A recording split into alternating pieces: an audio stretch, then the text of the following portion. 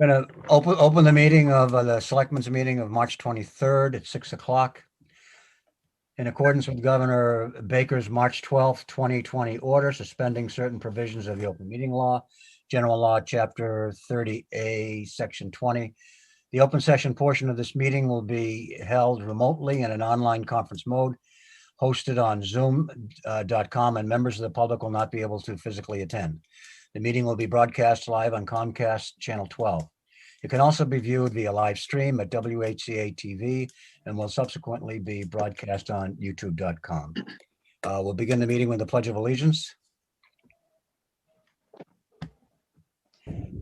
I pledge allegiance Pledge allegiance to the to the flag flag of the United of the United States States of of America America and and to the republic for for which which it it stands, stands, one nation, under under God, God, with indivisible, liberty and justice for all. justice for all. We'll open the meeting with a moment of silence. And at this time, I'd like to have us all remember in our thoughts and in our prayers, Sheila Kinch, who died yesterday, actually. She was a talented violinist for the Southeastern Philharmonic Orchestra that's played in our town hall a few times.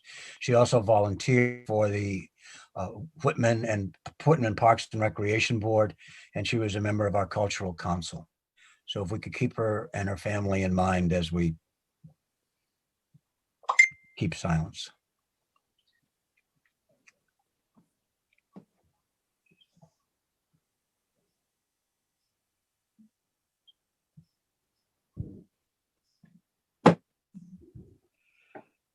Like a motion to approve bill and payroll warrants. So moved. Is there a second? Okay, any discussion? Okay, roll call vote. Justin? Yes. And Dan? Yes. Brian? Yes.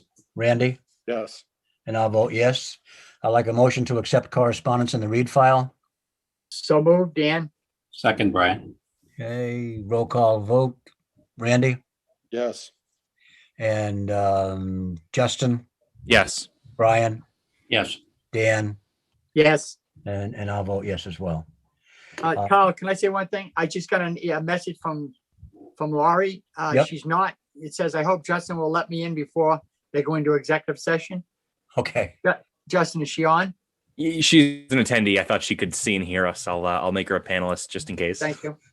She needs to take minutes. Thank you. Yep. Okay. Thanks for bringing that to our attention, Dan.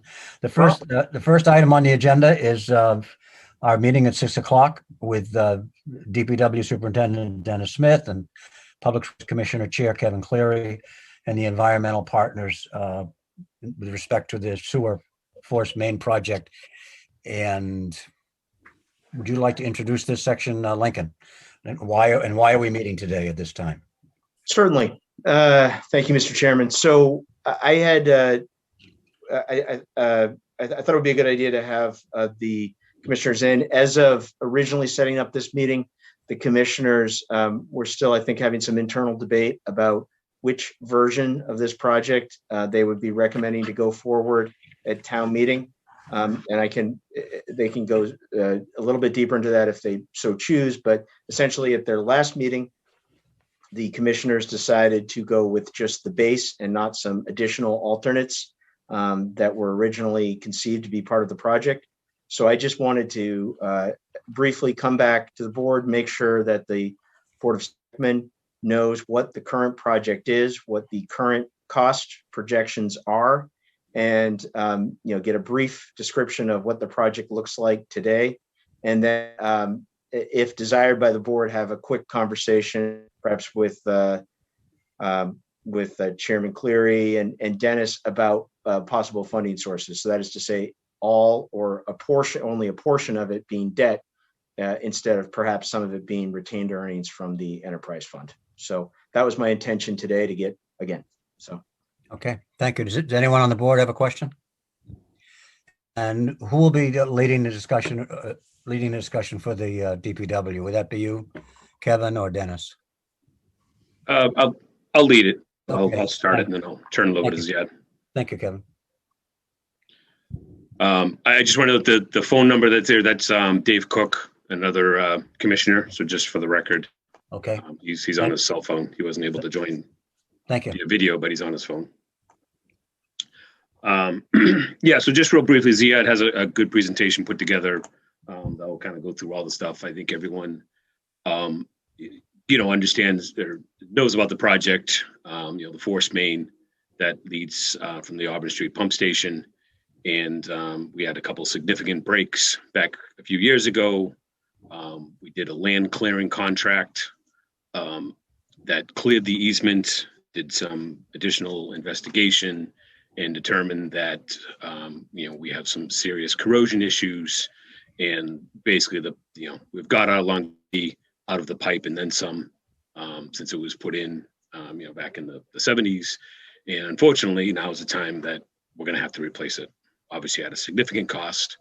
It's a large project, and as a board, we've been discussing this for probably almost 2 years. Really, going back to the breaks is when we started. But as far as design concepts and different plans and things like that, and I think right now we have a project that our best project that we can put forward. That will take care of our immediate needs of addressing the force main, and also do some other needed infrastructure improvements to our water system and to our roadway system, on Auburn Street and in that area. So kind of taking advantage of having a contractor and getting some other work done at the same time that, betters our system. And that's ultimately, what we try to do every year with the projects that we do, is to better the system. So I think at this point, I'll turn it over to Ziad. Like I said, he's got a presentation. I don't know who has the power to share his screen or give him rights. He's got a little PowerPoint that he can go through a few different slides just to kind of. He should be able to share it now. Yeah, I think I could share. Thanks, Kevin, and good evening. My name is Ziad Carey. I am an engineer with the Environmental Partners Group. I've been working with this and the commissioners for almost 2 years on this force main. I hope you can see my screen now. Yeah. All right, perfect. So in addition to what Kevin had mentioned, just a brief through the agenda here, it's only a short presentation, like 13, 14 slides, but we'll cover the background, the assessment that was completed in 2019, the alternative analyses that ensued, the alignment of the force main, the basis design report, and the permitting. And then certainly we'll talk about the design, where we are today with the design and the schedule. So this is a 16,000 linear foot, a 20-inch ductile iron pipe. It's cement coated. It was installed in the 80s. It's about 37 years old. It goes from the Auburn Street pump station all the way on Auburn Street, crosses about a mile in the cross country and wetlands. A little bit behind Massasoit Community College, comes out on Texture Street, goes through one of the junkyards, Brockton Auto Parts, through an easement, utility easement in the landfill itself, and then finally comes out on Southfield where it discharges into a gravity manhole. The force main itself, like I said, is a 20-inch built of ductile. This was the common application back in the 80s. And a lot of it is within the right-of-way. And in the cross-country piece, it exists in 10 to 30 to 40-foot easements, depending where you're at in that alignment. The 2016, 2017 ruptures happened here. They're kind of close together. So the assessment that was completed in 2019, so they basically put a contract out there to clear that whole easement. It was just overgrown. It's about a mile. The easement was cleared, and we did some assessment on the pipeline to determine whether internal or external corrosion, and ended up being external corrosion because of the swamps and the material that the force main is located in. The typical flow from the Auburn Street facility is about 500,000 to 1 million gallons per day, and it all goes into the Brockton system. So the alternative analyses that we completed, we looked at the force main route. What are the issues with the route? And you could see here from the photos, obviously, This is right through the Brockton Auto Parts, the landfill. So it was an easement. It is a clear easement. There's supposed to be nothing on top of it. And in the assessment, we ended up knocking on doors, and it took a little bit of act of Congress to have the cars relocated from the easement. This is the picture on the right. This is within utility easement in the Brockton landfill. It's about a 30-foot wide easement. There is the force main that kind of runs right through there. And the landfill, you can see it on this side, it's capped. So part of the permitting process, we're working with Mass DEP Southeast to permit the installation of this new force main within this easement. And then, of course, we looked at what is happening on Auburn Street. You rip in the street to install a new force main. What is there that could be replaced at the same time? So just benefit from the fact that you excavating and you don't want to do the thing twice. So we looked at the water main as a, it's an AC asbestos cement pipe. It is old, it has some issues, and there's a likelihood that there's an appetite to replace it while the force main is being replaced. So back in 2019, when they did the assessment and the alternative analyses, we came up with 4 options. Of course, we know it's 37 years old. It's approaching its useful life. It had 2 ruptures. It's not really to be relied upon because every rupture cost the town more than $500,000. And it's really not to repair. It's just the fact that you have to isolate the pump station and bypass the flow, get into the force main, and then repair what needs to be repaired. So we looked at 4 alternatives. The first one was simply to put in a new pipe. Once the new pipe is installed, tested, and commissioned, we could abandon the existing and abandon it in place, cut it and cap it, and just no harm done. The second option was to put in this new pipe, but then also look at the existing pipe and assess it and see if it is a good candidate to be used in the future as a redundant pipe, because today, a lot of the communities are looking to have redundancies in their system. If you have a force main that ruptures for whatever reason, now you have to bypass the flow, bypass the station, and haul the sewage from the pump station to the nearest wastewater treatment plant, and then get into the pipeline, figure out what's going on with it, and then fix it. So this was the other option, and this is obviously the more expensive one because you're putting a new force main and then you're assessing the old one and repairing the old one.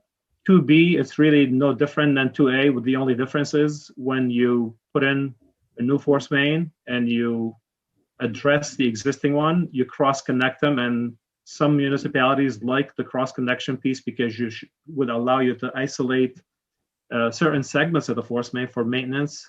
And it becomes less expensive to drain the force main if you were to take one segment or segments out of commission. And then the last option we looked at, basically you implement a bypass system and you assess the existing force main and see what's involved in terms of repair or replacement. If it's a 2,000 feet out of the 16,000, you bypass the whole line, you assess it, clean it, and then maybe align it or replace the bad pieces. So those are the 4 alternatives that we presented. And I think at the time with the commissioners, we focused on alternative number 1, simply is just put a new force main in and abandon the existing. So about sometimes in October, we started the design process, maybe a little bit earlier. And we looked at the alignment of this force main. It was all vetted out. This is the shortest distance to get you from the Auburn Street facility to the terminus manhole on Southfield.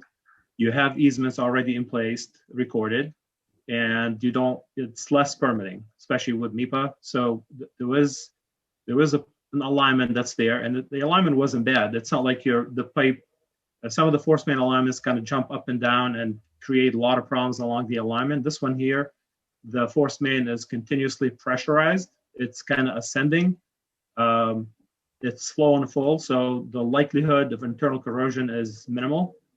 And we looked at not cross-connecting, obviously, to the existing pipeline.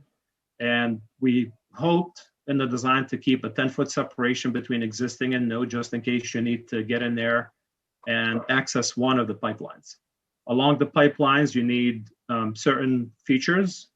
high points, you would require air release valves. When the pump station comes on, the air gets expelled from the pipeline, and conversely, when the pumps shut off, the air would be taken from the atmosphere into the pipeline to prevent collapse of the pipeline.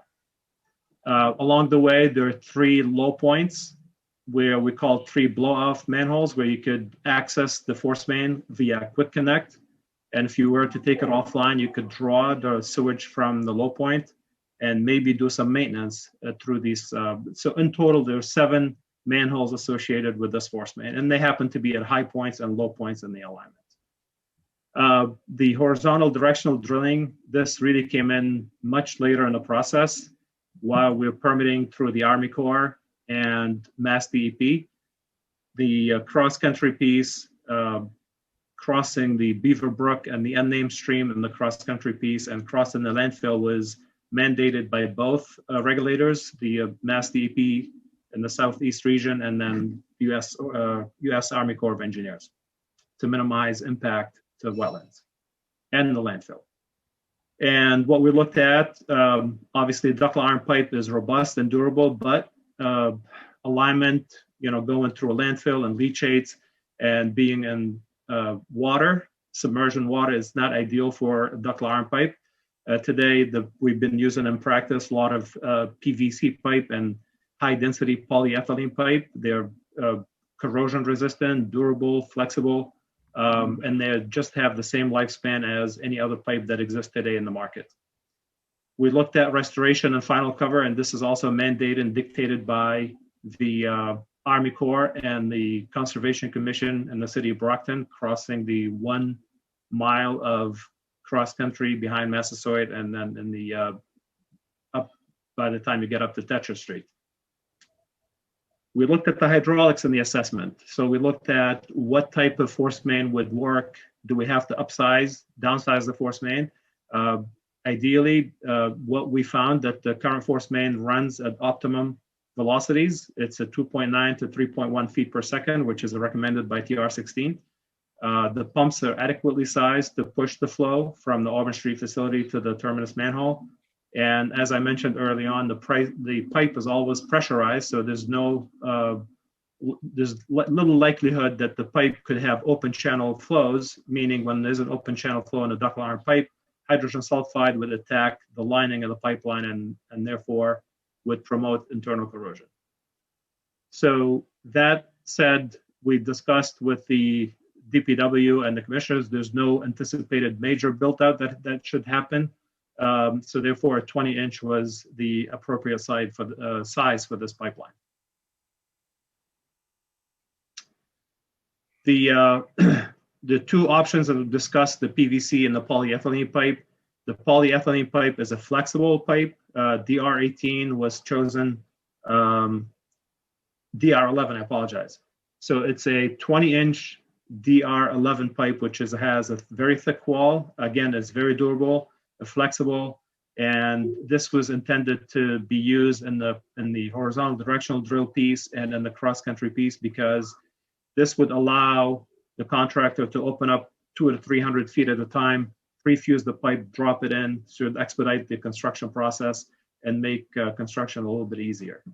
Versus in the right-of-way on Auburn, and again, these are typical photos that were taken from Plymouth Force Main when Plymouth occurred in 2016.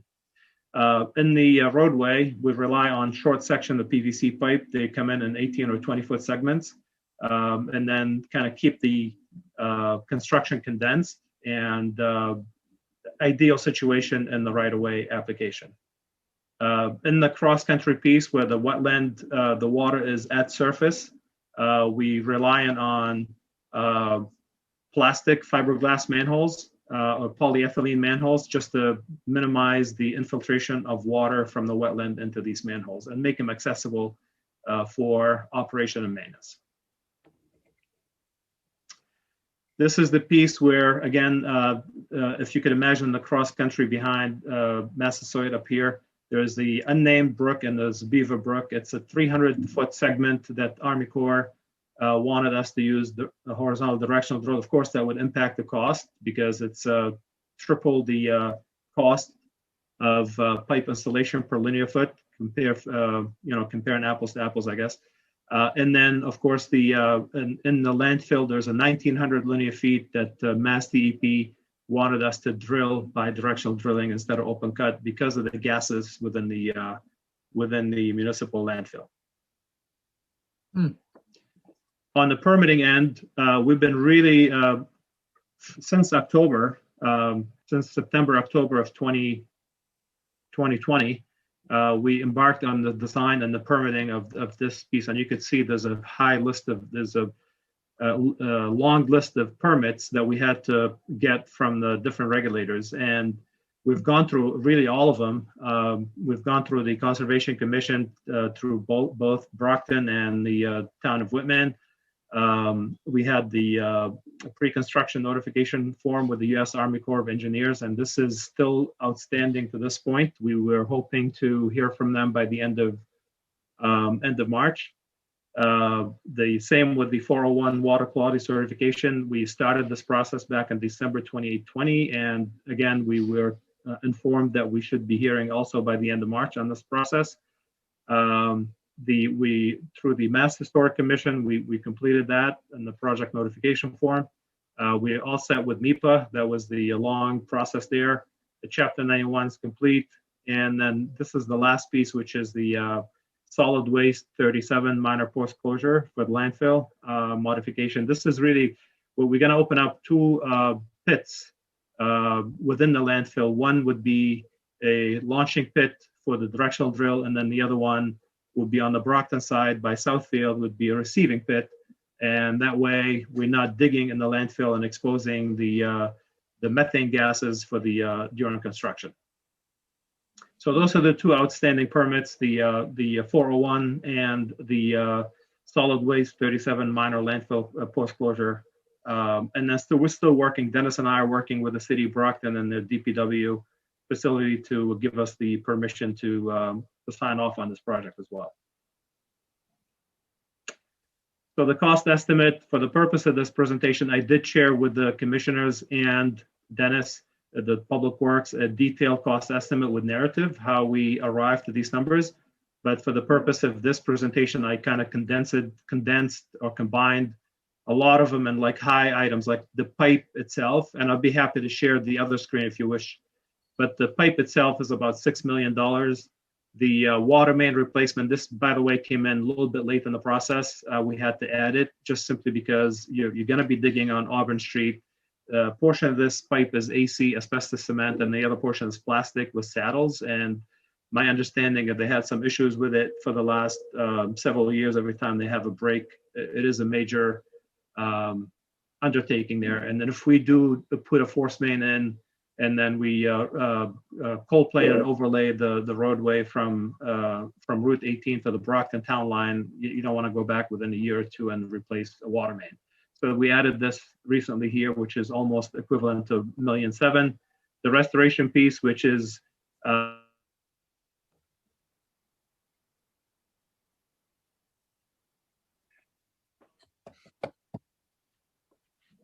Oh, looks like Ziad froze. Right.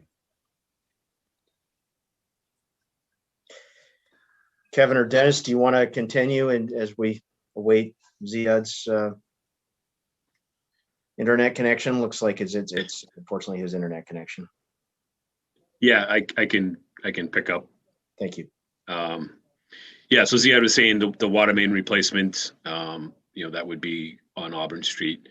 The restoration, again, part of the project would be a full overlay from where the MassDOT project ends all the way to the Brockton line. So that would take care of all Auburn Street, which some of that is in dire need. Oh, wow, we lost them all together. So that's some of the restoration, obviously the restoration of the cross-country piece. About under $1 million, call it $1 million incidental work. So that's all the other, there's going to be some small other utility work and some work, tying into the pump stations and things like that. General conditions. briefly, Kevin, if it's helpful, I'm happy to pull up his presentation if it's helpful. to Yeah, you. if you could, yeah. I have it paper here, but yeah, if you Just have a it. Yep. Thank you. You're welcome. You think after a year we'd all be able to do this in our sleep, but You know, right? Technology can be difficult for all of us.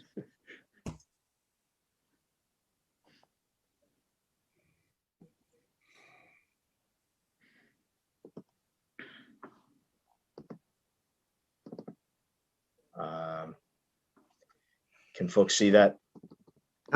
Yep. Let's see here. I think we're down at cost. Do you want to be at cost estimates? Timeline? yeah, let's go through. Yeah, we'll finish up going through the cost estimates. Thank you. So incidental work, obviously does a lot more than just the pipe and, the tie-ins and valves and cutovers. And, there'll be some small other utility work that will come across as we're, installing the pipe. General conditions, obviously the general conditions of the contract and what the contractor has to do in his, insurances and, all his costs. So you're at that, about a 12.3 project cost, construction cost. Obviously, he's back. You're on mute, Ziad.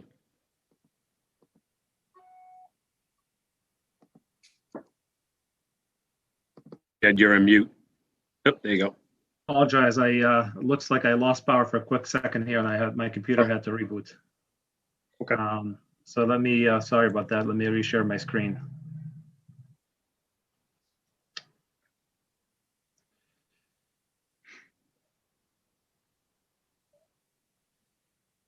So I was down to just about the construction subtotals, Ziad. Okay. Can you see my screen? Yes. Yes. Sorry about that.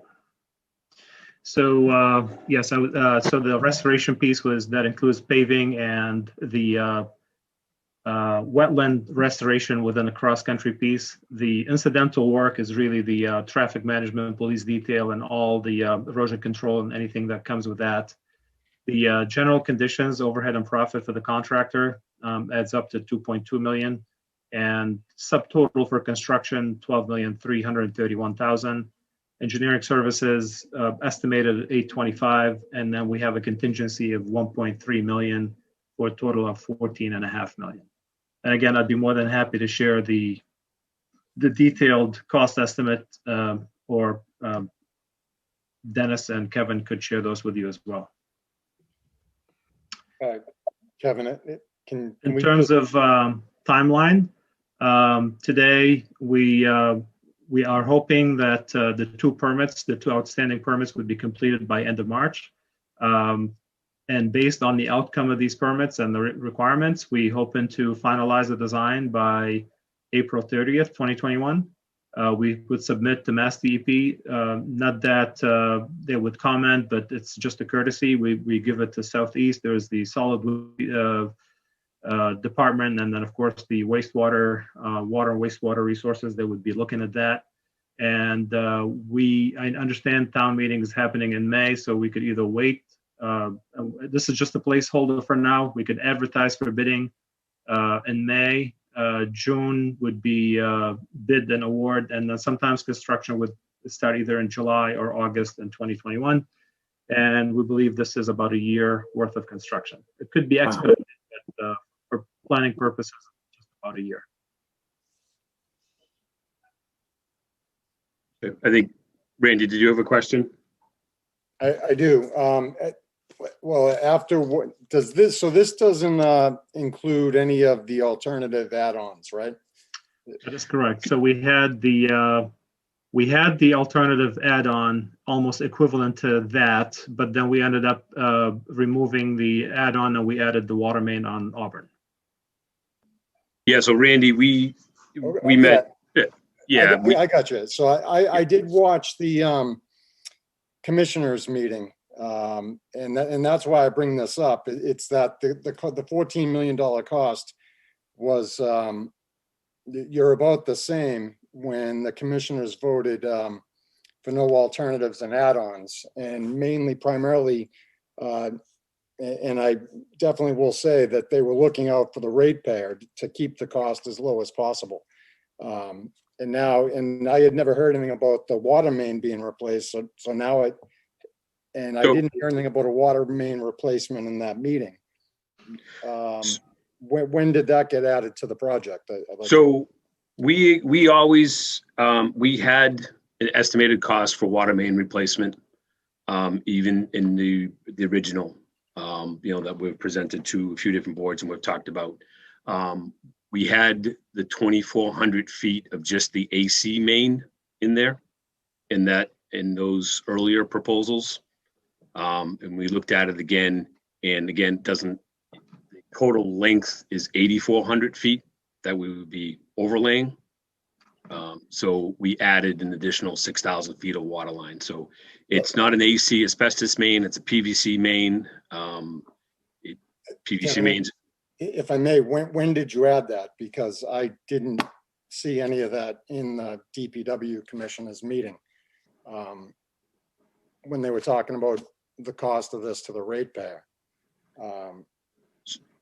I mean, it's close to $2 million we're tacking on. I mean, I like to think that I followed this pretty closely. Did they vote on that? I guess that's my question. Did the sewer water commissioners vote on this to add this almost $2 million? The commissioners always wanted to replace the water main on Auburn Street. Okay, I guess my question is, did they vote on this?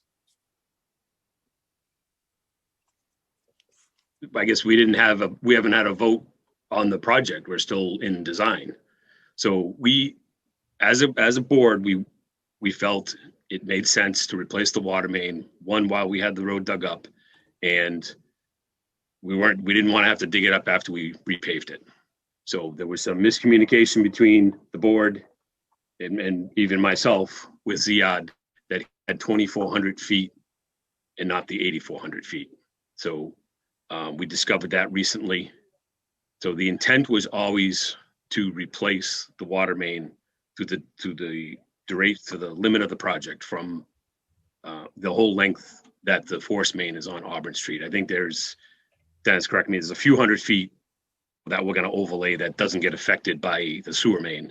But the board was always in agreement that we should replace the water main while doing the force main. And going through, actually Dennis caught it going through it recently in the last few weeks, we discovered that it was just a miscommunication with us and Ziad that he didn't have full 400 feet. Dennis wants to add anything to that. Yeah, well, I guess the problem I have is the last meeting in Lincoln, you were there for a good. I don't remember the water main. I do remember a lengthy discussion about keeping this cost as low as possible for the ratepayers, which meant just doing, and it was pretty clear. I don't know how I could have missed this, of just replacing the force main, capping the other force main at both ends, calling it a day, and doing this for the most economical price possible. And I don't recall any talk about replacing a whole water main. I don't know. It's $2 million. We're just tossing things in and out of this budget like we're talking about $50,000, $25,000, but we're talking millions of dollars. So Can I address that, Kevin? Yeah, Dennis, what we get? Go ahead. All right. The original discussion about the water main was in previous meetings. The board had decided at the beginning, more or less, that if we were going to go through the expense of paving the road, that we should probably replace the obsolete water main. Problem with the water main, not only is it parts of the AC and the other parts are PVC with the potential of rotting saddles, which is usually what the problem is with It's also undersized. It's only 8 inch. But that part, the water main decision was made several meetings before that. Recently, I found that the amount of feet allowed for water main in the most recent estimate was not inadequate. It was originally, I believe, at 2,400. And we need to replace the water main from where the state left off at Route 18, which is 8-inch ductile iron. I'm sorry, 12-inch ductile iron. We need to replace it to the Brockton line because we're going to pave from where the state left off to the Brockton line. The other part that added approximately $300,000 to it was that we, Superintendent Martin got a price from T.L. Edwards for the paving, and the difference was there was a difference between what T.L. Edwards quoted and what environmental partners quoted, because T.L. Edwards was going to do a leveling course that added quite a bit of money to it. And after discussion about the general shape of Auburn Street, I believe Ziad ended up allowing more money for the paving than was the original quote. And those are the two big differences between what you saw in the last commissioners meeting and the price, the detailed explanation that I sent over to Lincoln. Oh, okay, so they were added. So this was not in the cost estimate. So just to clarify, this was not in. Any questions? Yeah, this was not in the cost estimate that was presented at the last EP. This has been added since. I guess that's my question. We've added additional footage. Like I said, we always, the intent in, I was looking through some notes back a couple of years ago, we did vote, and I'm flipping through notes, that it was obviously the replacement of the force main and replacement of the water line along the same alignment, the 8,400 feet of Auburn Street. And it was an error on our part and a miscommunication on our part with Ziad in the cost estimate that Dennis caught recently. And that, so the intent was always there, and the want was always there to replace the water main, where we're going to, nobody wants to dig up a brand new road. But it just wasn't included in any of the cost estimates. Not all of it. We had about 30% of it. Yeah. 35% of it. Okay, we assumed the only the AC portion of the force main would be replaced, but in reality, I missed it too, because I know we've talked about it a couple different times. We only took the 2,600, but in reality, they wanted to replace the 8,400. And looks like T.L. Edwards came in with a separate number to added some leveling course to the pavement. So just to be safe, we added that additional thickness to level off the road before it's final paved. Okay, so my last question. So since the last DPW's commissioners meeting, about $1 million, okay, eight's been added to this project. Kevin? I believe that's about it. Yeah. Yeah, I think, we were talking, we had rough numbers because we were, the estimate before had the add alternates and had all the contingencies and all that based off those add alternates. So yeah, I think we were down to about 13 million for the force main and some water work. And yes, it's added, like I said, we added additional footage.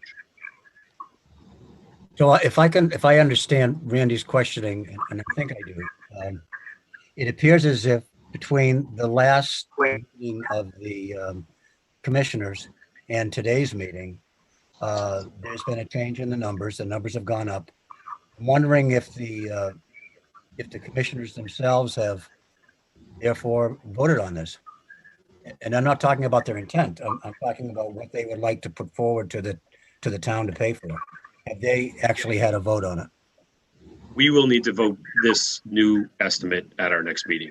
We will have to do that, Mr. Chairman. So the meeting So- that you're having with us may have been more appropriate after you guys met and voted. Is that? Am Well, I right about that or wrong? I guess it's information. I understand the procedural side of it. Speaking for myself, obviously, I'm not going to speak for the board because there's 5 of us. But you know, as a department, we want to replace the water main for the length. It makes sense. You know what I mean? We're digging the road up. We have a contractor there. You know, we want to full width pave the whole roadway. We don't want to just pave half the roadway where the trench is going to be for the force main. That doesn't make sense. Yes, the numbers are large, unfortunately. Yeah, they were probably always going to be large. I was hoping that at tonight's meeting, the selectmen could vote to support your project, just, before town meeting to give people an idea that the town is all united behind this. But I think it'd be kind of difficult to do without the commissioners themselves having a meeting and a vote. So I listened to the rest of my board members on that, but it seems to me that might not be appropriate at this time to do that, although I hope that's what we were going to accomplish tonight. Yeah, again, I've said this from the beginning. I don't argue the veracity of this project one bit. And I'll tell you, I did reach out to a couple of the DPW commissioners after that meeting and thank them for putting sometimes the people who actually pay the bills get lost in a lot of what we do. And that's the ratepayer. This is a significant cost that should be done. And it just seems like, we're talking $1 million add-ons. Are we dealing with a definitive need, or are we dealing with a want? Now, I appreciate the talk about paving, but I also heard that the paving concept in the last commissioners meeting. If we're going to do this project, this is such an expense that it needs to be based on addressing the need. Every department has some wants. Unfortunately, this is a year and a time period where, the amount of what this is going to do to the sewer rate is going to drastically affect people. When you're talking almost a 62% increase to the sewer rate, that's going to hurt people's pocketbooks, and those people should be being watched out for. And it's to me concerning when the project is varying by $1.7 million, $1.8 million, $2 million. So if the DPW commissioners want us to vote on this, then I definitely want to vote by them. Justin had his hand up. I wanted to add in that at the DPW commissioners' first presentation to the Building Facilities and Capital Expenditure Committee meeting back in December or January, they did express their intent to replace the whole length of that. So I do remember that in the meeting. I think it's important, although, I guess it's better that the cost was caught than a couple of weeks from now, closer to town meeting. But I think it is probably a good time to stress that this is a cost that it makes sense to do it while the road's open. It makes sense for the long run. It's the sewer system's 40 years old. The water system is pretty close to the same age, at least parts of it. But this could be a good time to look at retained earnings as this is $1.5 million, I think $1.7 million water project. We're lumping it with the sewer project. I think it's a reasonable expense to pull out of retained earnings for this project. Lincoln and then Dan. Okay. Thank you, Mr. Chairman. So I just wanted to mention, so timing wise, since these new cost estimates with some of this new information, to correct this, the miscommunication that occurred is, since those new cost estimates came in within the last few days, and I believe, correct me if I'm wrong, but the commissioner's next meeting is April 13th. I just a friendly suggestion that, perhaps the commissioners with the stated desire from the Board of Selectmen to get a vote from commissioners on this project prior to the Board of Selectmen taking a vote on this project. Just a friendly suggestion that perhaps maybe the commissioners could have a quick meeting prior to April 13th, because if that meeting's on April 13th, the Board of Selectmen might not have a chance to then vote subsequent to that meeting until April 27th, which of course is less than a week before town meeting. So we're getting close there. So it's just a friendly thought regarding perhaps, that desire to have a vote from the Board of Selectmen. And then just to Justin's point, just informationally to the board and both boards, there is $4,144,000 in retained earnings. So that is a pretty healthy balance, I think, by anyone's estimation, as the source of this project, or partial source of this project, considered prior to the motion at town meeting. That's all. Thank you, Mr. Chairman. Just another quick question. When we get into financing this, when you bond this, Kevin, are you going to be I assume you're going to be banding the first part of this project?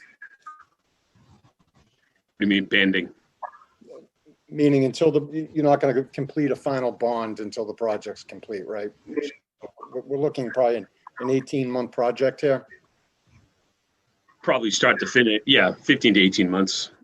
And by vote, you guys are going up on the water rate in April, correct? We're waiting for a legal decision on that, on whether we can increase for past or we can only increase for going forward. So that's something we got to follow back with town council on. We wanted to try to get out in front of it a little bit, obviously, to lessen the effect, instead of all at one billing, try to space that out over, a couple billings. We only bill twice a year, so. Right. But what I'm saying is, if you did go up then, and Lincoln, you would know more about this, if they ban the project in that time period, that the ban to bond, they would be putting away a healthy savings that would add to that sewer water retained earnings. Their income would be considerable over the next 12 months, which would add money back to that account if they had to take some money out of it.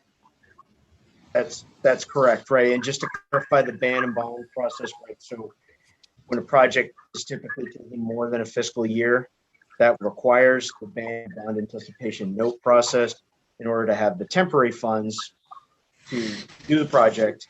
And then you can ban bond anticipation note for 3 years. The project is done, and then you can actually go out and bond, permanently bond for whatever the actual cost of the project is versus the expected cost of the project, if that makes sense. And Randy, the intent obviously is to do exactly that, with get out in front of the rate, is to book some money and have that available for this project, whether it's a large, first payment, or pay some of the debt down, and have some of that available to us. Does anyone else have any questions? I do, Kyle, if I may. Yep. I understand, Randy, where he's coming from. It's going to increase the rates, but this is major infrastructure that it seems to be necessary to do. Water and sewer is something that the taxpayers are used to having their need at the beck and call. I mean, for it to fail in any area would be more devastating than I think the increase in rates. But that being said, are there any grants that are possible to possibly offset the cost of this new infrastructure? Something, I don't know. I've heard something where there may be grants that we may look at from Plymouth County. I don't know. Have you heard anything on this? If I may, I've been doing a lot of the work, and for Town of Stoughton here the other day, there was a sewer expansion, but there's a housing component, right? So they're able to get Mass Works grant. Here, I don't think you would qualify. The only thing we identified was the housing choice community, but Whitman has to be designated as a community that would participate in that thing. And then the only difference would be if you were to seek an SRF loan through the Clean Water Trust, the interest rate would be reduced, and then there's like a $250,000 grant and the principal forgiveness piece. But of course, we applied for the SRF program, and then this year they had over $1 billion in ask, and then we didn't make the cut. So basically, we're just below the cut there. Anything that would have, the only thing that the people talking about today is shovel-ready projects. If something that's out there, and then who knows what's coming from the government, there could be some money available that nobody knows anything about it at this point. Okay, just wondering. Okay. All right, thank you. I'd like to thank you for coming to the meeting and definitely informing us of all of the aspects of this particular project. I'm looking forward to what happens at the next DPW commissioners meeting, and we'll go forward from there, I think. Ziad and Dennis and Kevin, thank you for the presentation. Thank you. Thank you, Mr. Chairman. Again, I apologize for the different numbers. We'll get a meeting scheduled. No need, Kevin. We'll get a meeting scheduled before, so you guys have a vote for your 13th. Mr. Chairman, can I one quick question for Ziad before we go? I got to put on my public utilities engineer hat for a second. On the subject of making sure we get all the work done before we leave the full Auburn Street length, have we contacted other utilities in the area? Because I know this project will run National Grid, Eversource, and maybe even either Tennessee or Algonquin and Brockton. There's a fair amount of underground infrastructure. Yeah, definitely. We did contact Eversource. Eversource, they have a gas main on Southfield that's going to be hugging the edge of our force main all along. We gave them an opportunity to kind of replace it, so that way we don't have to. We wanted to expedite construction. Of course, cost of construction is predicated upon how much you could produce, right? So if you have a gas main that you have to worry about, your production is going to decrease. So we gave an opportunity to come in and replace it. It's 50-year-old gas main. They declined a couple different times, so we're going to. They're going to have somebody during construction. But we talked with National Grid. We talked with all the. We've been talking with Brockton, and we haven't left anybody that we haven't contacted. Thanks. Okay, thank you very much. All right, thank you. Thank you. Have a good night. Good night. We have a few minutes before we have our public hearing with respect to the application of Sunlight Auto Sales. So let's see if we can do some business before then. Like on the new business, take action to renew the taxi livery license and taxi livery driver certificate for Eric Young, doing business as Sleep Near Transportation, 8 Danica Drive, for the period April 1st, 2021 through March 31st, 2022. Could I have a motion for that? I'll move for that, Dan Salvucci. Is there a second? Second, Brian. Have any questions or any discussion? Okay, hearing none. Justin? Yes. Brian? Yes. Dan? Yes. Randy? And I'll vote yes. Like to consider the appointment of Justin Casanova Davis to the Buildings, Facilities, and Capital Expenditures Committee. Is there a motion to appoint? So moved, Dan. Is there a Second, Brian. Anyone have any just thing they want to say? Okay, Justin Yes. and Randy, Yes. Dan, Yes. Ryan, Yes. and I'll vote yes as well. I'd like a motion to authorize the town administrator to issue temporary So outdoor moved. dining licenses. Dan. Second. Is Second, there a Brian. second? Okay, does anyone have any questions of the town Yeah, administrator? one question. Is that in correspondence, Lincoln, with the Board of Health? Yes, I'd certainly have some conversation with them before any licenses is issued. Just very briefly, the board, if you recall, had authorized these temporary outdoor dining licenses. It was during the last calendar year. This spring's coming. I've gotten some interest from some folks. I'm intending to be proactive to some folks who may otherwise, be able to do it, to make sure that they know that this process is out there and that we can issue these temporary licenses through the conclusion of the governor's state of emergency during COVID-19. But definitely, I will check with Board of Health and make sure that everything's in concert with what they need. Thank you. You're welcome. Question, Carl. Anything else? Yes, Brian. I was just curious, Lincoln, on some of this outdoor dining with respect to some of the sidewalks that we have here as far as the ADA requirements. Is there certain guidelines that we have to go by, something maybe the governor has put forth on that as far as getting people to go, be able to move back and forth? That's a good question. I don't know. I'll check in regarding the ADA requirements. I think the only direct interest I've had so far has been from the VFW.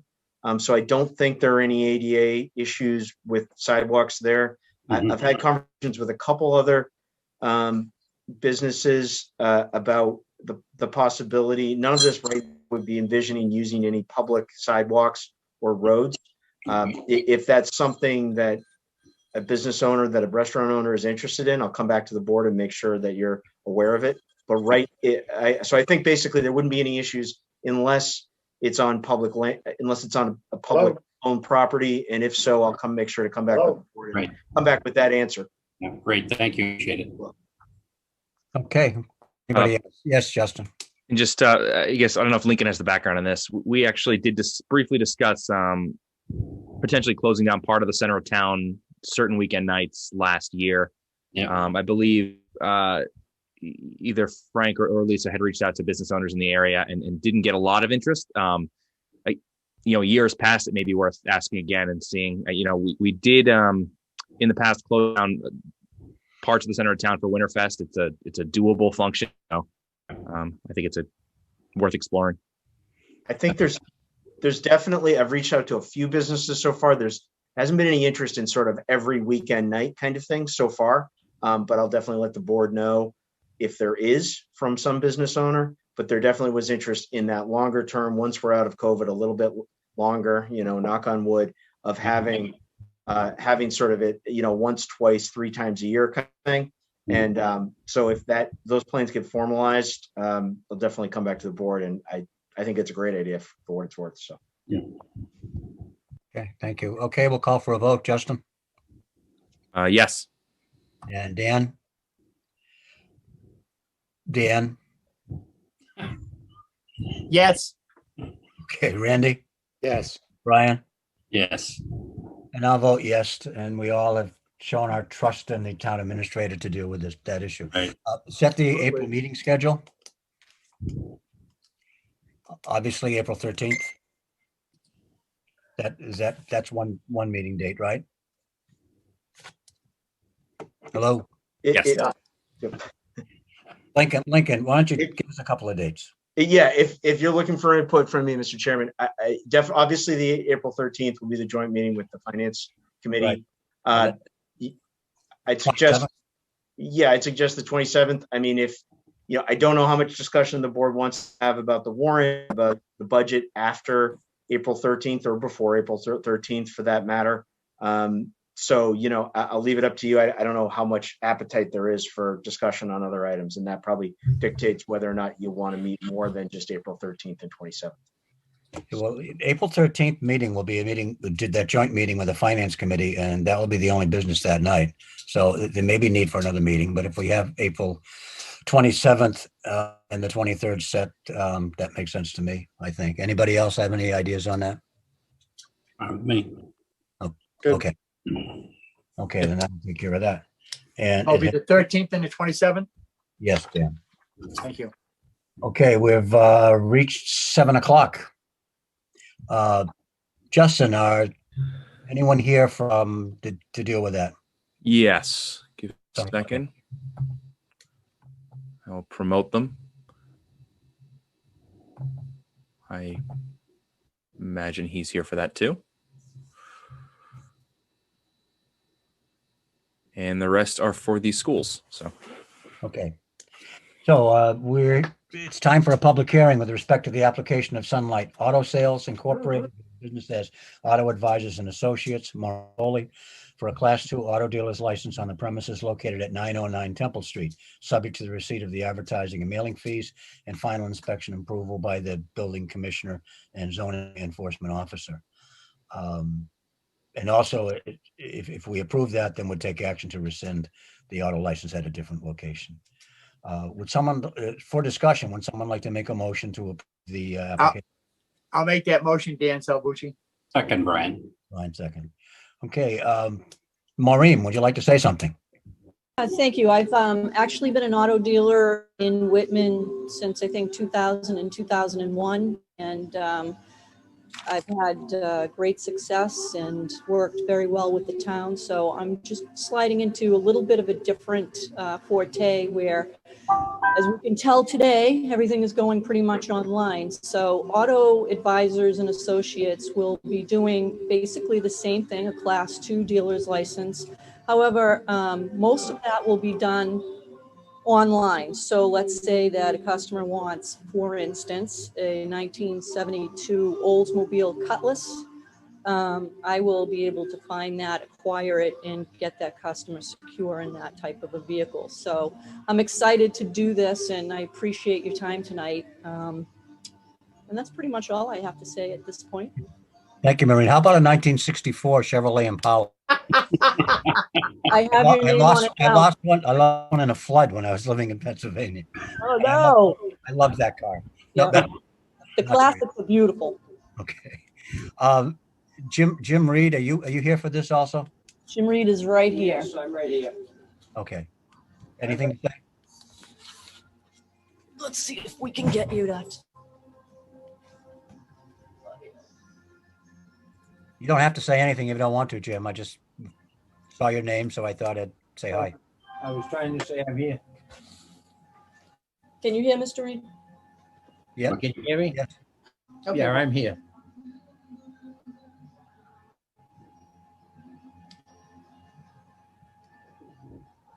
Did you hear that? No, I can't hear a thing. It says that Jim is connecting to audio on my screen. Yeah. Well, he's right here next to me, so I'm going to put my computer next to him. All right. All right. Cozy. Yeah, we're in the same office now. Okay. Say hi. Yeah, I'm Do you here. have anything to add, Jim? No, Okay, thank you. Now, I also see a Diane Daniels and a John Delaney. Are they involved in this, Justin?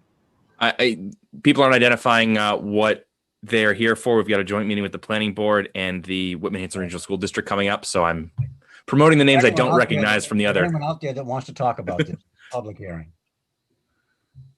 I don't hear anything. I am an interested neighbor. John There we go. Delaney? Neighbors of Mr. Reed's. Hello, Jim. Okay.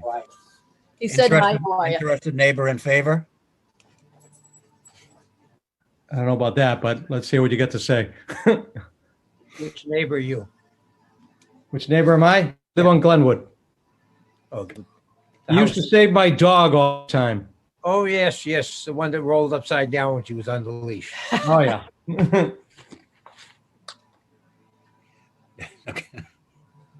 I don't know where to go with this conversation. Well, there's going to be nothing. She's just going to have a car here once in a while, Yeah, and the okay. customer will come down and pick it up. That's all. Okay. All right, just curious. I We're think, is the board ready to vote on this? Carl, I have a question. Yeah, go ahead. So as I understand this, you're buying and selling online? Well, I do the same thing that I've done for over 30 years and 20 of them in Whitman. So instead of Yeah. having a display lot on Route 18, what I'm doing is I have a 5-car license I'm applying for so that, like I said, if you want a vehicle, mostly it's done online. So I have a niche market where I sell certified pre-owned vehicles. So auto advisors and associates, what I do basically is I'll find the vehicle, have it all checked out, warranty it, and deliver it to you. So Right, and how many vehicles will you have on your lot for display? You're saying a maximum of 5? yeah, and mostly they won't really be here for display. They'll probably be sold and secured, and then, I'll have them here just clean up and stuff like that until I deliver them. Okay, all right. But it's a 5-car license instead of my 44-car license. Yeah, I was just thinking of that. I'm saying, how could, all right, you'd be selling online, which is being done basically. Okay, Yeah. thank you. Yeah, you're welcome. Thank you. Okay, does any other selectman have a question? So do we, a lot plan, do we know she can keep, I'm just trying to Yeah, get through. didn't she this. send it? I know we usually get one from Bob. Current usually goes out correct and looks. Yeah, it was provided 10 copies to you, and then I think Laurie ran one down to Bob that you guys could have it. It's very simple. Is just a display of 5 vehicles on there. But yeah, it was provided to the board. It's in your agenda. Yes, it's in the packet, Randy. Okay, is that, oh, all right, the plot plan, is that what I'm looking, I guess. Yeah. Right. All right, yep, okay. Gotcha. Any All other right. any other questions? Okay, let's call for a vote. Justin? Are there any modifications to the property? Oh, I'm sorry, John. I thought you were just doing the selectmen, but I was just curious, are you doing any modifications to the property, Jim? No. No. Nothing.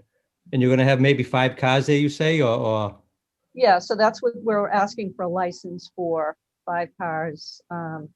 It probably won't be 5 at a time, but unless I have a rush and sell 5 cars and they have to be parked there until a customer picks them up.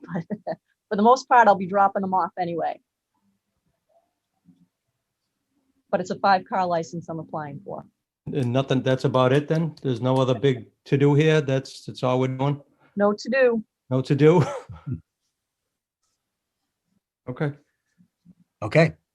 I got a yes out of John. We'll call for a vote then. Justin? Yes. Brian? Yes. Dan? Yes. Randy? Yes. Thanks, Randy. And I'll vote yes too. And good luck, Maureen and Jim and John. I hope everything was out for you too. Thank you so much. I really appreciate the help, and I look forward to continuing a good relationship with the town. Thanks a million, guys. Thank you very much, Maureen. All right. Have a good night. Okay. You too. Mr. Chairman, just a question on her license that's on, Oh, we need to take action to rescind that. Thank you. Yeah. Take action to rescind the Class 2 auto dealer's license for Sunlight Auto Sales Incorporated, doing business as Martin's Pre-Owned Auto Center on the premises located at 864 to 878 Bedford Street. This is a 44-hour thing. And I'll rescind that. I mean, I'll send that in when I get the new license. Is that how that works? Well, yes, I guess. Yeah. All right. Okay. Any questions, guys? Okay. I'll make that motion. second, Brian. Okay, Justin, Yes. Brian, Yes. Randy, Yes. Dan. Yes. Okay, now I'll vote yes. Done. Okay. Thanks again. Thank you. Yep. Bye-bye. Sorry. We have a couple of minutes before the joint meeting with the planning board to consider the appointment of Wayne Andrews to the planning board, unless the planning board and Wayne are here. Are they, Justin? Wayne is here. The planning board is not. Okay, so we'll wait for another 6 or 7 minutes. So what we have left actually to clean up before executive session is the budget. We can do that in about 5 minutes, right, Lincoln? And the draft warrant. We received draft warrant about 10 minutes before the meeting was to begin tonight. I haven't had a chance to look at it. I noticed that Article 2 was not there. Right. That's correct. So per the board's direction, so I'm intending to have that proposed Article 2 on April 13th. If the board would want that proposed full Article 2 before that, I'm happy to do that beforehand, but Yeah, I think I personally would like to have a chance to look at it before I see it at the meeting. So I just have one question on the warrant. Payment of prior year's expenditures, doesn't that have to be in a special town meeting within the annual town meeting with spending monies from the previous year? it does. So in the same way that the town conducted town meeting last year, the intention here under this warrant would be to hold the special town meeting within the annual town meeting. Right, The yeah. article's designated as P. So you can look at that portion as special town meeting. Right, 'cause even in the though it is past, you've had a technically separate within packet. annual town meeting. Yeah, in the past, you've had a separate packet for the special town meeting within the annual, and then we went to the annual. So, I mean, I don't, it's just a Okay. different way of doing things. Yeah, so I can definitely separate them out if the board wants that. I was just taking the template from last year Okay. and Yep. and doing it as such, but I can definitely separate them out if the board would Yeah. like. But the template from last year, Article 1, that is to say the election, then what would otherwise be thought of as special town meeting articles. Right. Designated as T. Right. You open it up. There was this annual town meeting. You open it up. We go with the elections and all that. And then we'd ask for a motion to go into the special town meeting. We do that with we had a separate section of the article. We finished that and then a motion to leave the special and go back into the annual, and then we would continue. Yeah, Right, so- Dan, I think last year we actually deviated from that and we did it the way that Did we? Lincoln was driving. Yeah. And it Yeah, makes I think it, we did that to expedite because of the coronavirus and our quorum requirements, I believe. Right. Right. right. And So, and so to Plus be it was clear, getting if the chilly out. Right. And so to be clear, if the board has a desire to go back to the old system, we absolutely can do that. I'm just doing it because for ease of use and to continue to have to give some options, considering the fact that the quorum may continue to be an issue. However, if the no, board's desire, I think I like the way it's laid out now and the way we did it. Yeah. last year. Whatever, as long as we, Right. the town moderator is comfortable with it also. Well, But he's the one that runs the apparently meeting. he was last year. Uh, And do we have a couple minutes still, Justin, or is the planning board here? We have a few minutes, but I'm promoting them as they arrive, so I don't miss any. Just to touch on briefly about the budget, which I'm sure will further on into the later segment. As we all know, we had some guidelines presented by Mr. Madden, and they were numbers like 2.5 and 5. Again, these were up to, and they were guidelines, and it was basically a kind of a path to sustainability, let's say. Were they set in stone numbers? No, they were more up to and not exceeding those numbers are some benchmarks where this town should be if we are going to start producing sustainable budgets. I think as we get a little later into some other agenda items this evening, that's going to come into question. But I just want the board to know that we did vote to kind of follow those recommendations across all departments when setting this year's budget best as possible. Myself and Lincoln have had some discussions over this, and we both agree that, yes, were these set in stone numbers? Absolutely not, but they were Guidelines. benchmarks and guidelines. Yeah, absolutely right, Randy. Okay, thanks for that clarification ahead of time, Randy.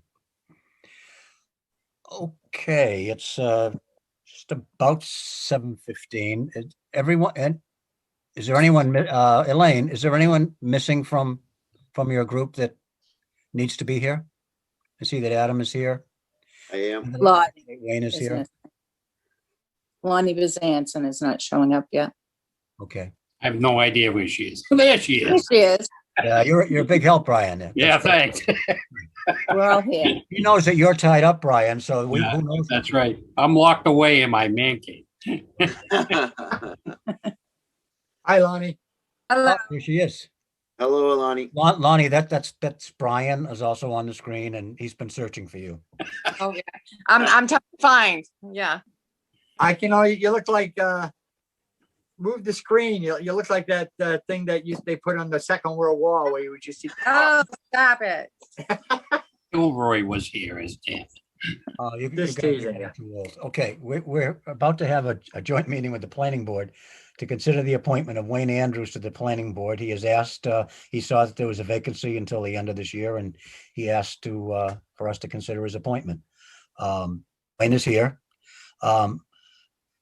However, he's tieless. He doesn't have one of his seasonal ties on, I see. Wayne, what's up? Wayne, you need to unmute yourself if you're going to talk. Wayne. He's looking for the button. How's that? Excellent. There you go. Hello, Wayne. There you go. Wayne, would you like to talk to the two boards about why you're interested in and what you bring to appointment to the planning board at this time? Well, the first thing I'd say is that I'm an original Whitman townie, one of the few that still live in town. I was born in this town, and I spent the huge majority of my life here, last 51 years in the house that I'm in now. The reason I decided to ask to be appointed to this is I know the planning board currently only has 3 members. And even though there's only another month and a half till the town election, if for some reason one of them can't attend the meetings, then they can't do any business. Just a little background information about myself is I've already served 2 non-contiguous terms. I served a term from 1999 to 2004, which is a 5-year term. And the second term I served was from 1916 to 1950, I'm sorry, 2015 to 2019. And that was a term that I think a write-in candidate got elected to the 5-year term, and they resigned during the first year. So I took out papers to run for that position the second year and served the 4 years left in that term. So I have 9 years available there. And I've also been on the Zoning Board of Appeals for about 36 years. And a lot of the work that the 2 boards do is intertwines with each other. So I think I'm more than qualified. And I think in all these years that I've been on the zoning board, I don't think I've missed more than probably 25 meetings in all those years. I'm pretty faithful attending the meetings. And if the board sees, 2 boards see fit to approve my appointment now, at the end of this hearing, the town clerk is going to meet me outside my house and swear me in. And I'll be giving my nomination papers to run for the town election in this coming May. I've only got 95 signatures on them, but I think that would be enough. Yeah. Considering you only need 50. Right, about twice as many. Very But good. that's my reasoning for running. I feel it's better to have somebody on the board, especially where I have some knowledge of it, rather than having the board be short, because there's currently 2 vacancies, and if somebody isn't there, they can't do business. Okay. So I would appreciate it if the 2 boards would nominate me or approve my appointment until the town election, at which time I'll run for the 2nd vacancy. Okay. Thank you very much, Wayne. Does anyone on either board have any questions of Wayne? Or any statements that they'd like to make? Can he start tonight? As soon as the town clerk swears me in, I'll try to get on Zoom again. Great. If I may, Tom. Randy? Okay, Randy. Go ahead, Mr. Vice Chair. Okay, thank you very much. I'm glad, Wayne, that you're running. I'm sad that my daughter-in-law had, she moved to Hanson, so she can't be on the board anymore. But I'm glad that someone with experience has come forward that doesn't need to be trained. And I want to thank you for your previous years on the boards and congratulate you because I would like to make a motion that we accept you as a member of the planning board. I'll second that. Okay. You had to steal all my thunder. Okay, Dan. would anyone like to I'm second, someone like to sorry. second that? I'm sorry. Yeah, no, I just want to thank Wayne for stepping up. We're always putting out Everybody's calls. frozen now. You with me? Okay, Randy, it's your turn. Yes. Yeah, I just want to thank Wayne for stepping up. We always put out calls for people to help us, and to appoint vacancies like this is not out of the norm for anybody that might think it is, that we've done this before. And again, thank you, Wayne, for stepping up when we need you. You're welcome. Anyone else? Do we have a motion, Brian? I'll concur with Randy and Dan. Wayne, it's been an honor knowing you and knowing your work, and for you to step up like this again in the time of need for this. It's a testament to the townies that we have here that do a good job. So I want to thank you for stepping up once again. Appreciate it. Well, thank you. Anyone else? I concur with all that's been said so far. So Dan, did you you made a motion to, I made a motion and Brian seconded it. and Brian seconded it, the discussion. Okay, seeing none. Let's hear from the planning board first. Elaine? Yes. Okay, Alani? Yes. Adam? A welcome addition, absolutely. Okay. Is Melissa Maroney on the board too? She's the secretary, I believe. Yes. Okay, never mind. Justin? Yes, and thank you for stepping forward, Wayne. Brian? Yes. Dan? Yes. I think Randy's next, Yes. and I'll say yes too. And Wayne, thank you again for stepping forward at this time when we need you. May I say one more thing? Sure. Yes. The last time I met with these two boards, I was in the other position, and Adam and Elaine were being interviewed for this position, and I voted for them. I appreciate it. Turnabout is fair play, Wayne. There you go. Deja vu all over again. Well, thank you very much for appointing me. I appreciate you. And thank you to the board for showing up a few minutes early. I know you were planned a meeting at 7:30 tonight. And thank you. And that's Get one in. All right. Wayne, thank you very much. I appreciate it. You're welcome. I'll have to tell my daughter-in-law that you're back on the board. Okay, that takes care of the joint meeting. All right. Thank you. Lincoln, we have, is Jeff Simonek showed up yet, Justin? All right. Thank you, everyone. Thank you. Thank you. Thank you. He is not here. Several members of the school committee are in the waiting room. Yeah. So I can move them up. We've got 7 minutes till the Right. posted meeting. So Okay, well, we can spend 7 minutes with Lincoln talking about the budget if you'd like. Sure. Why don't we do that? So I can I can talk about the budget now. So, and then there's several items on the town manager's, the town administrator's report Okay. that I can run through quickly if the board needs to hear about. So Good. regarding the budget, as the board knows, last week the school committee certified a budget number for the two assessments for the two towns. For Whitman's, that's $16.6 million in the operating budget, $412,000 in the non-mandated busing, and $428,000 for the town's portion of the capital assessments, the debt on the high school. So that is definitely, so that number, and whether or not it changes in the coming weeks prior to our Whitman town meeting and Hanson's town meeting, obviously has a major impact, the major impact on what the budget numbers are.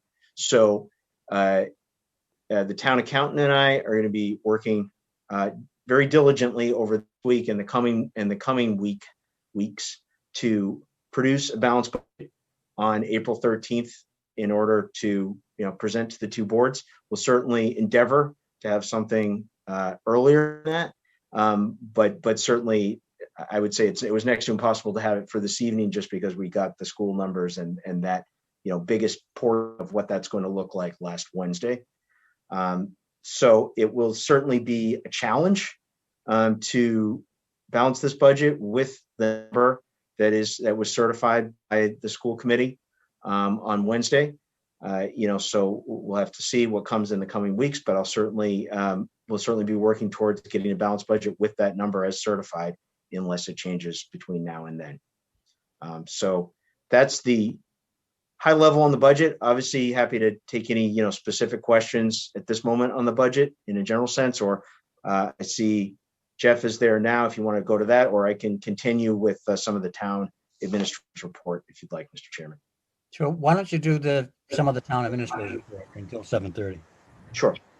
So why don't I focus on COVID briefly in the immediate term.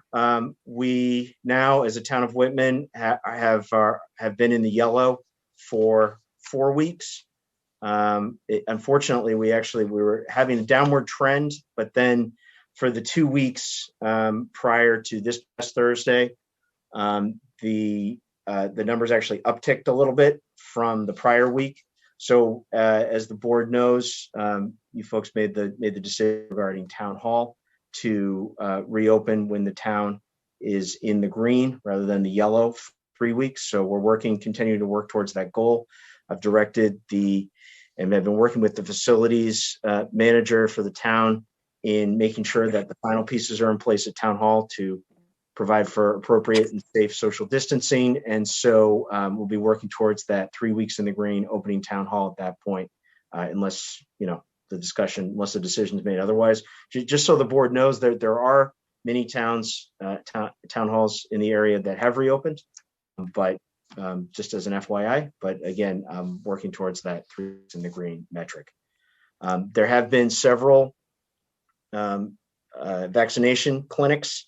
Danielle Clancy, who is the point person on that, continues to do a great job with that, as do all of the members of the fire department and the firefighter paramedics who are actually providing the doses. There was a second dose clinic at the Knights of Columbus on Friday. There will be another second dose clinic this coming Friday for those who the town has already provided first doses to. The Housing Authority, there's a separate non-town related source of vaccines, and so we're working closely, the town is, with the Housing Authority on that. There's going to be a first dose clinic at the Housing Authority. There actually was, yesterday, for Stetson Terrace and Pine Circle residents. And then there will be another second first dose clinic for Housing Authority folks on Thursday for Harvard Court residents. So there's also continuing to work on the homebound program. I think that's really innovative, and I really commend the fire department and Danielle for pursuing that. I don't know of any other community that's directly doing that homebound program, and that's obviously a huge benefit for some of our most vulnerable residents. And just as a reminder to the community, vaxfinder.mass.gov, https vaxfinder.mass.gov is the place to go to find vaccinations if you are eligible within the phases as set out by the state government. We're obviously continuing to not receive first doses locally, with the exception of the Housing Authority. The state made that decision to focus on the regional centers. And so the way to access those doses is through that website. There's certainly been a lot of frustration with that website. It continues to not be ideal, but that is the system that we have at the moment, unfortunately. I can, if I can, Mr. Chairman, there's some other items, but maybe seems as though it's almost 7:30 here, and I guess I could suggest we can go to the school department presentation if you'd like. Great. Well, we have reached that time pretty much. So Temperance Ivanak is here to give a presentation on the Whitman-Hanson Regional School budget. So welcome to the school committee members and to Jeff. Jeff, I'll turn it over to you. Great. Thanks, Chairman Kowalski and members of the board. Thanks for inviting us. If you haven't been watching our school committee meetings, they've been fast and furious over the past month with COVID and reopening and trying to put a budget together for fiscal 22. Before I go into the budget, I do want to publicly thank your fire chief, Timmy Grino, for working with me along with Chief Thompson and Hanson to try to get our teachers vaccinated expeditiously, even though the governor kind of blocked that. Both chiefs and your boards of health have worked with us through this whole COVID crisis since last March. So I just wanted you folks to understand, and I just wanted to thank publicly the Whitman Board of Health and the Whitman Fire Department for working with us through COVID, trying to get us vaccinated, trying to do the right thing for our teachers and for our students to get us back in the building. Just an update too, we will be returning full in grades 1 through 12 April 5th. Our kindergartners and preschool students have been in full all year since September, and our high needs students have been in since September. But we are moving from hybrid and remote to full in April 5th. Again, just an FYI for the members of the board, parents still have the option to keep their students home remotely if they want to. I also wanted to thank Lincoln and Frank in the past for working with us through the CARES reimbursements through Plymouth County. It's been a long process, but they've been patient and they've been very willing to help us as we go. And I also want to thank the board and Mr. LaMontina for helping to secure some desks for Whitman Middle School as we were having a hard time reopening April 5th due to the amount of trap tables that we have at Whitman Middle that would prevent us from having kids 3 feet apart. So thank you for that and your assistance. Before I go into the budget a little bit, I do want to clarify that I misspoke at our school committee meeting. According to the Madden report, I was asked, and I was happy to serve on that Madden committee a couple of years ago, looking at Whitman's financial future, when Whitman might need an override to move the district, the town forward. I was under the understanding, and I was wrong, that it was looking at a 5% increase of the school budget. After talking with a couple of folks and rereading the MAD report, it was looking at a 5% increase in the assessment as a recommendation, as a benchmark, as the board already spoke about. So I understand that wholeheartedly. That being said, we did put forth a budget last week at school committee meeting, and we've been working. Superintendent, I'm gonna have to cut you off for 1 second here. I do appreciate you saying that. I want to go back and address one of your members of the school committee who seemed to come up with some type of fabrication, who was also a member of the budget override committee, who came up with her own facts, her own version of what happened in the budget override committee. That committee was put together to provide an in-depth analysis of whether or not the town of Whitman would have had to do an override for fiscal year 21. So it was not the do not override committee. Okay, so apparently there were 9 people on that committee that were correct. We did not need an override. We were able to fully fund every town operation, fully fund capital, fully fund the school budget, and give money to the town of Hanson to make sure the district managed okay. Okay, so the way that committee was spelled out last week at your meeting was complete falsehood and a fabrication from somebody who didn't like the results of that committee because she did not personally get her wish list of what she wanted for school items. That person should be, the school committee needs to deal with that person. And as far as the way that committee, there were hardworking people on that committee that dedicated a lot of time. I'm going to read this, and I don't know how Ms. Byers could have been so off base with her presentation to her fellow school committee members. But it was very clear, Jeff, on November 19, 2019, you reached out to me asking for clarification of what Mr. Madden said. It went like this. Hi, Randy. Well done last night. Could you please ask John Madden if he meant a 5% increase to the school budget or a 5% increase to the Whitman assessment? Of which Mr. Madden came back and was forwarded to you on November 20th, Jeff, 2019 at 10:54 a.m. They recommended the recommended increase was a 5% increase to the Whitman-Hanson regional assessment to the town of Whitman.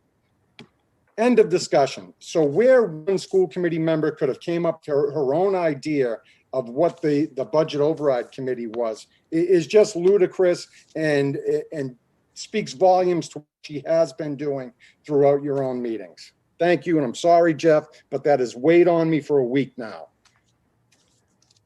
Okay. Thanks, Ray. Like I said, I misspoke at the meeting. I was under a different impression after I had a conversation with John, but I'd like to move forward in where we're at with our budget currently. So, presented a budget.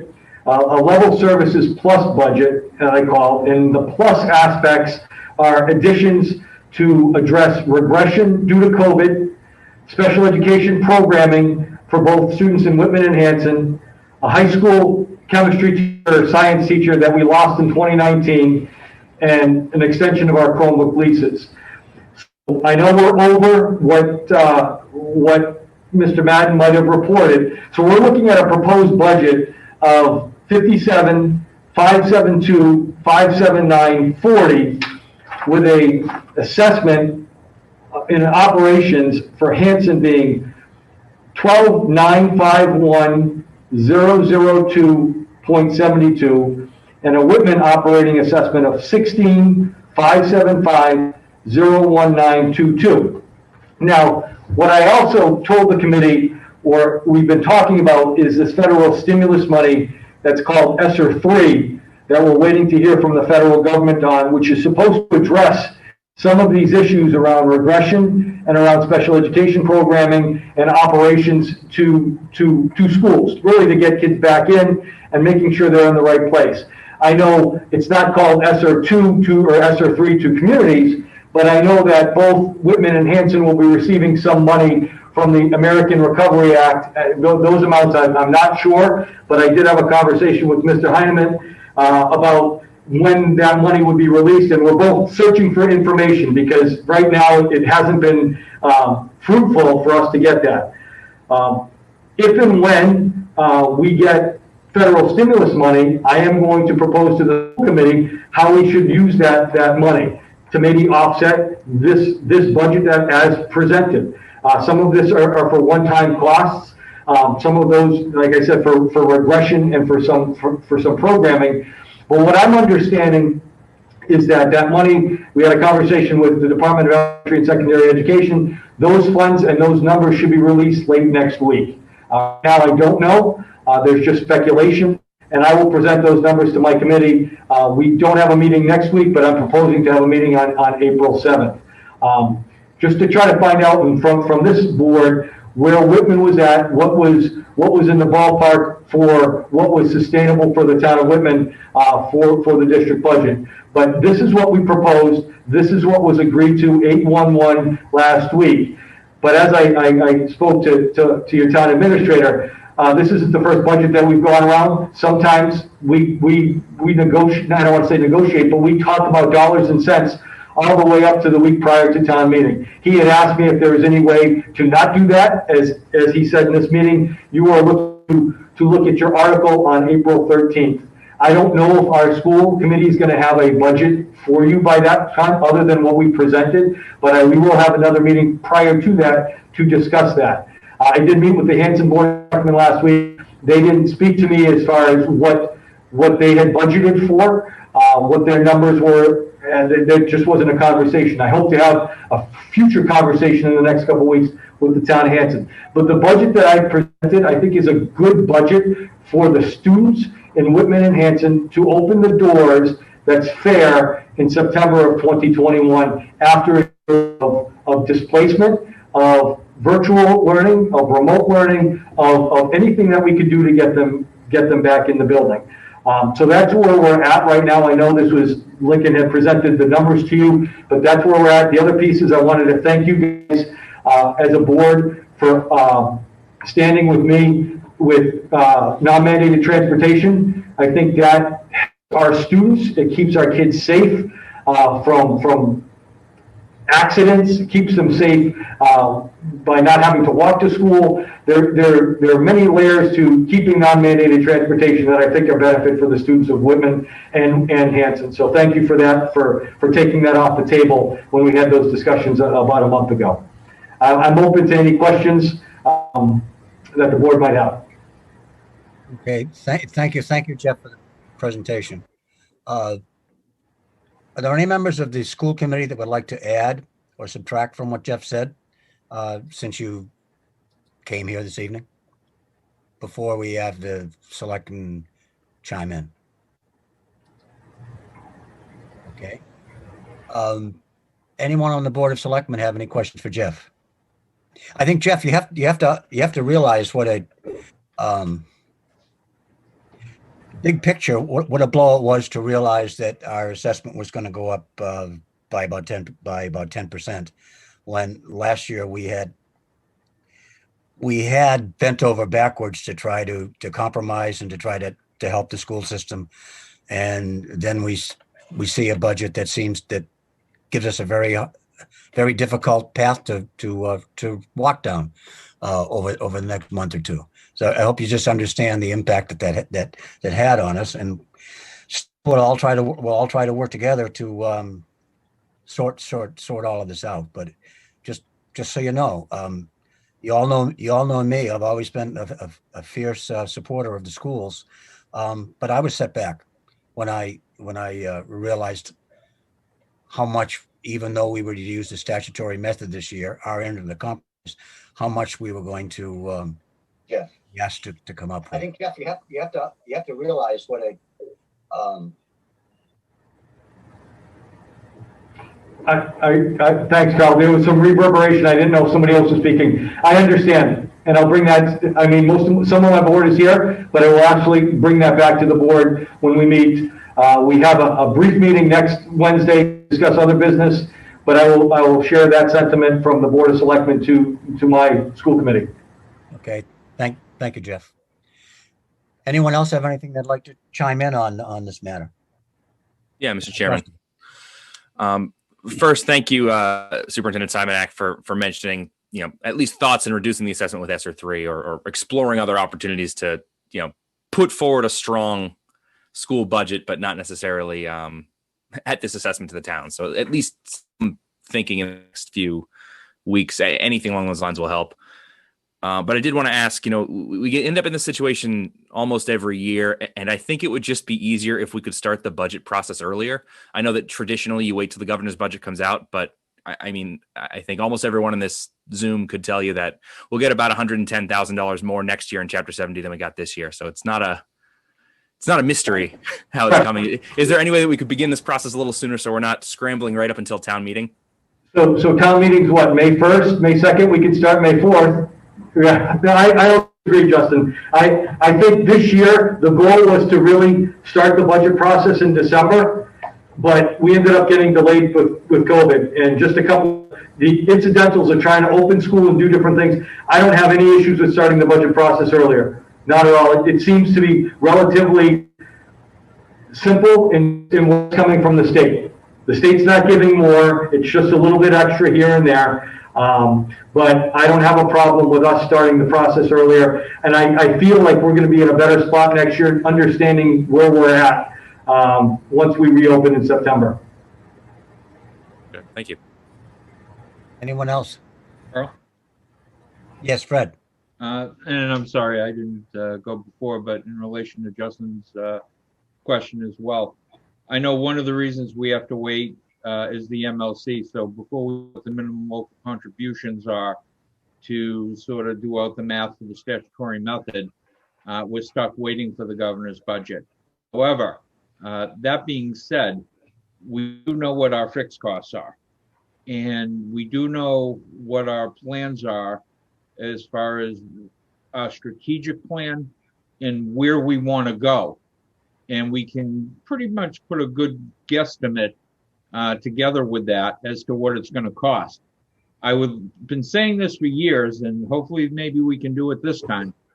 Let's get together August, September, and start working on our educational plan and what the costs associated are going to be, so that we can turn around in the items that we need to bring back, the middle school languages, the talented and gifted programs, the things that we can use to uplift our kids.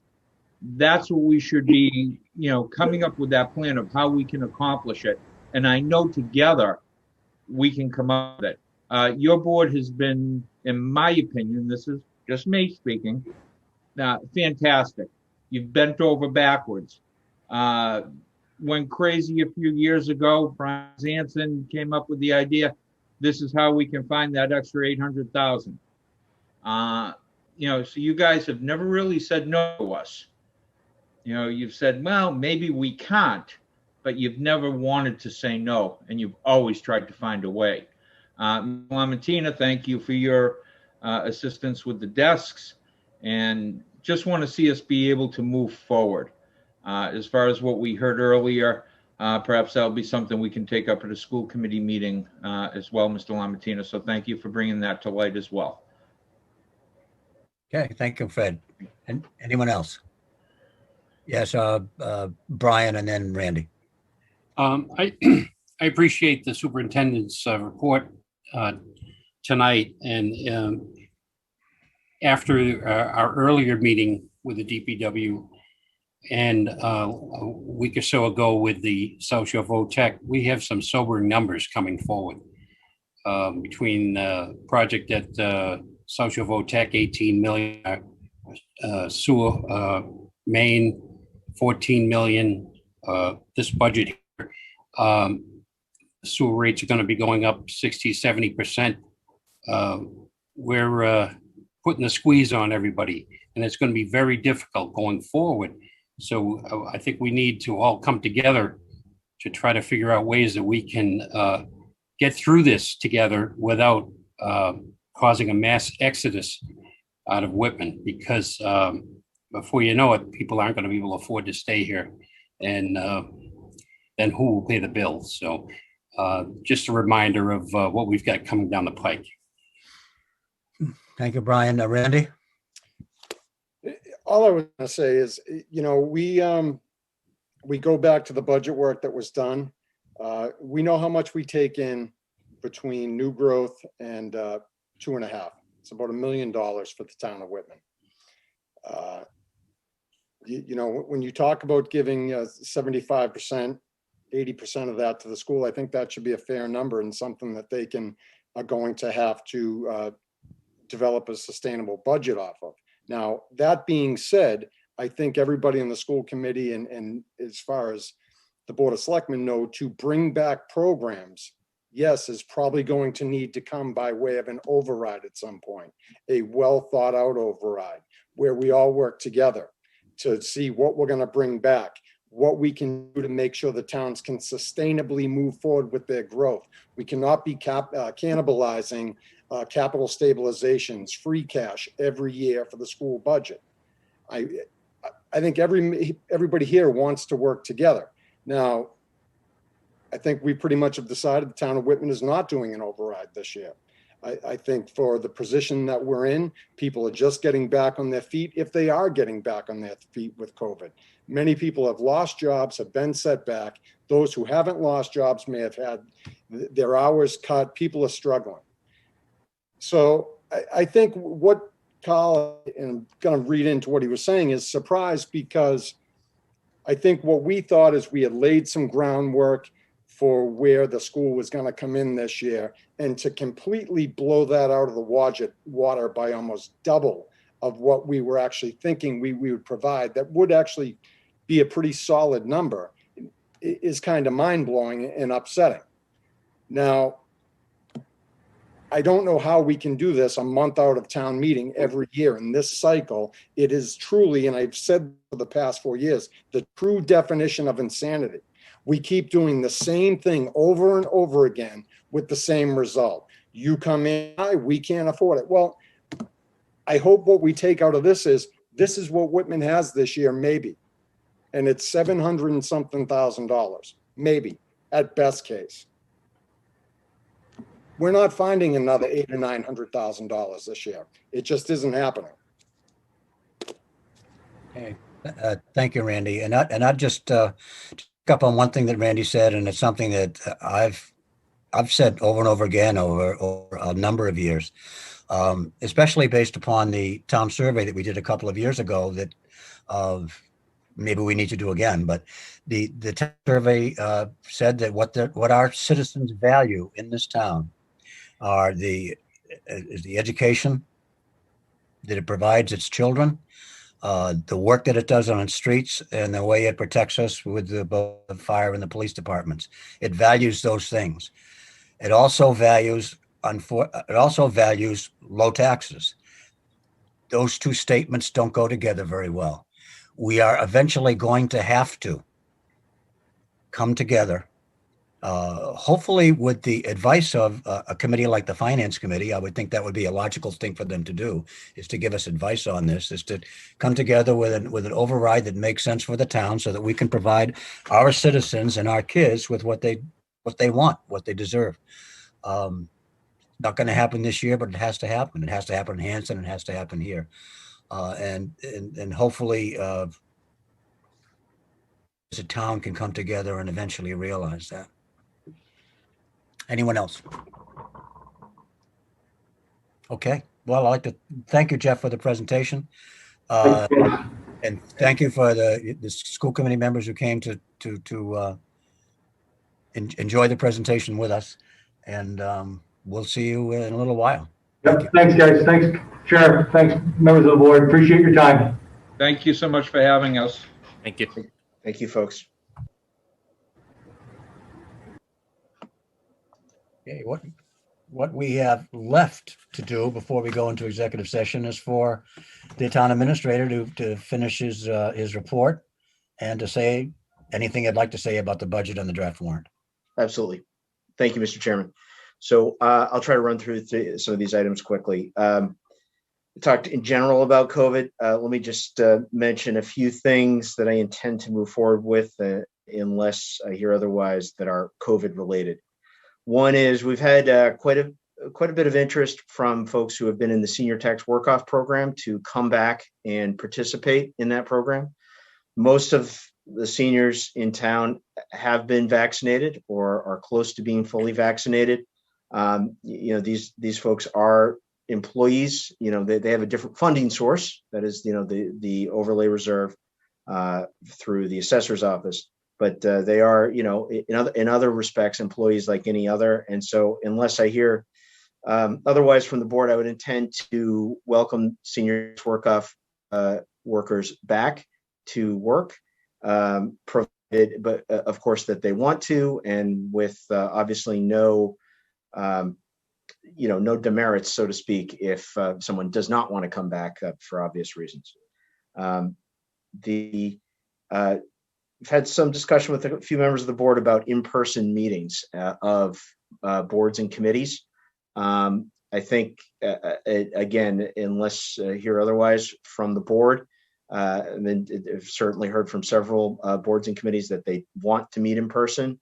I made it clear to them that, that obviously would have to include appropriate social distancing, mask wearing, et cetera, per Centers for Disease Control guidance. But again, unless hear otherwise from the board, I would intend to inform boards and committees that they can come back and meet in person at town hall or otherwise, as long as those CDC guidelines can be met. I would say, I think it probably will create some scheduling difficulties, because probably there will be more boards and committees who would be wanting to use, for example, the auditorium. But certainly I would intend, and obviously part of the conversation about coming back in person is whether or not this board wants to come back and begin meetings in person. Just a couple other COVID related items. One is, as Superintendent Simonak mentioned, and as the members of this board know, the American Recovery Plan, so-called, passed by Congress, signed by the president, does appear to include at least $1.5 million in direct aid to the town of Whitman. That's terrific news.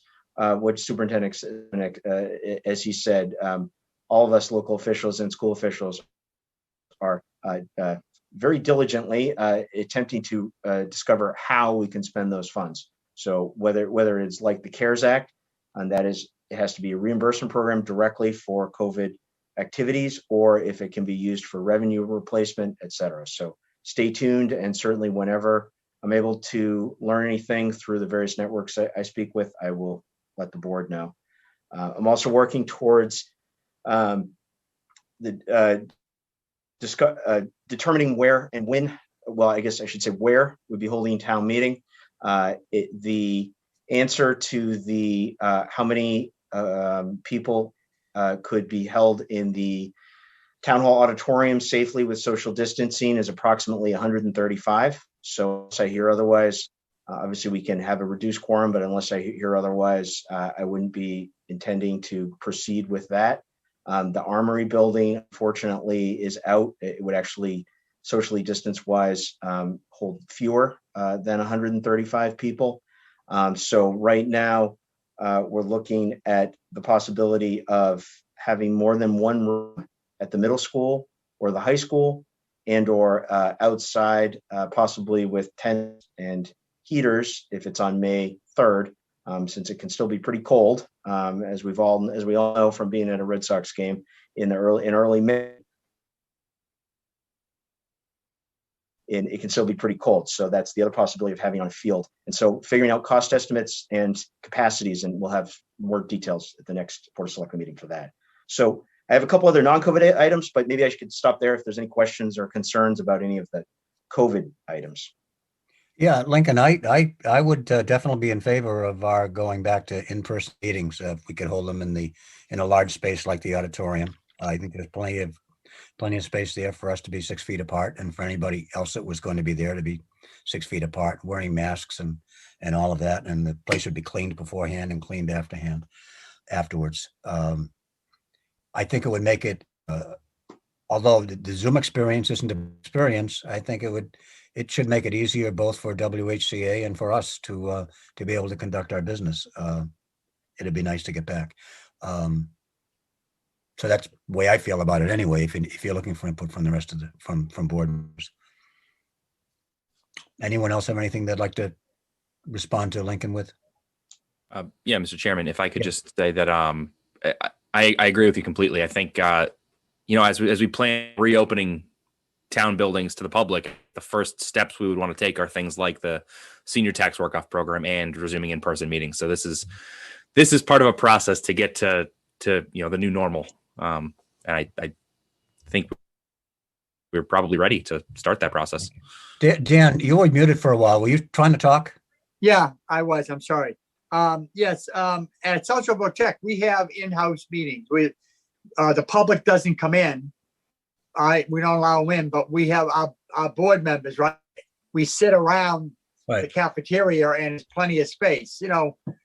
I noticed that Hanson was doing the same thing for a while. They would have like 3 members at their desk area, right, to be separate, and the rest of them would be around the room.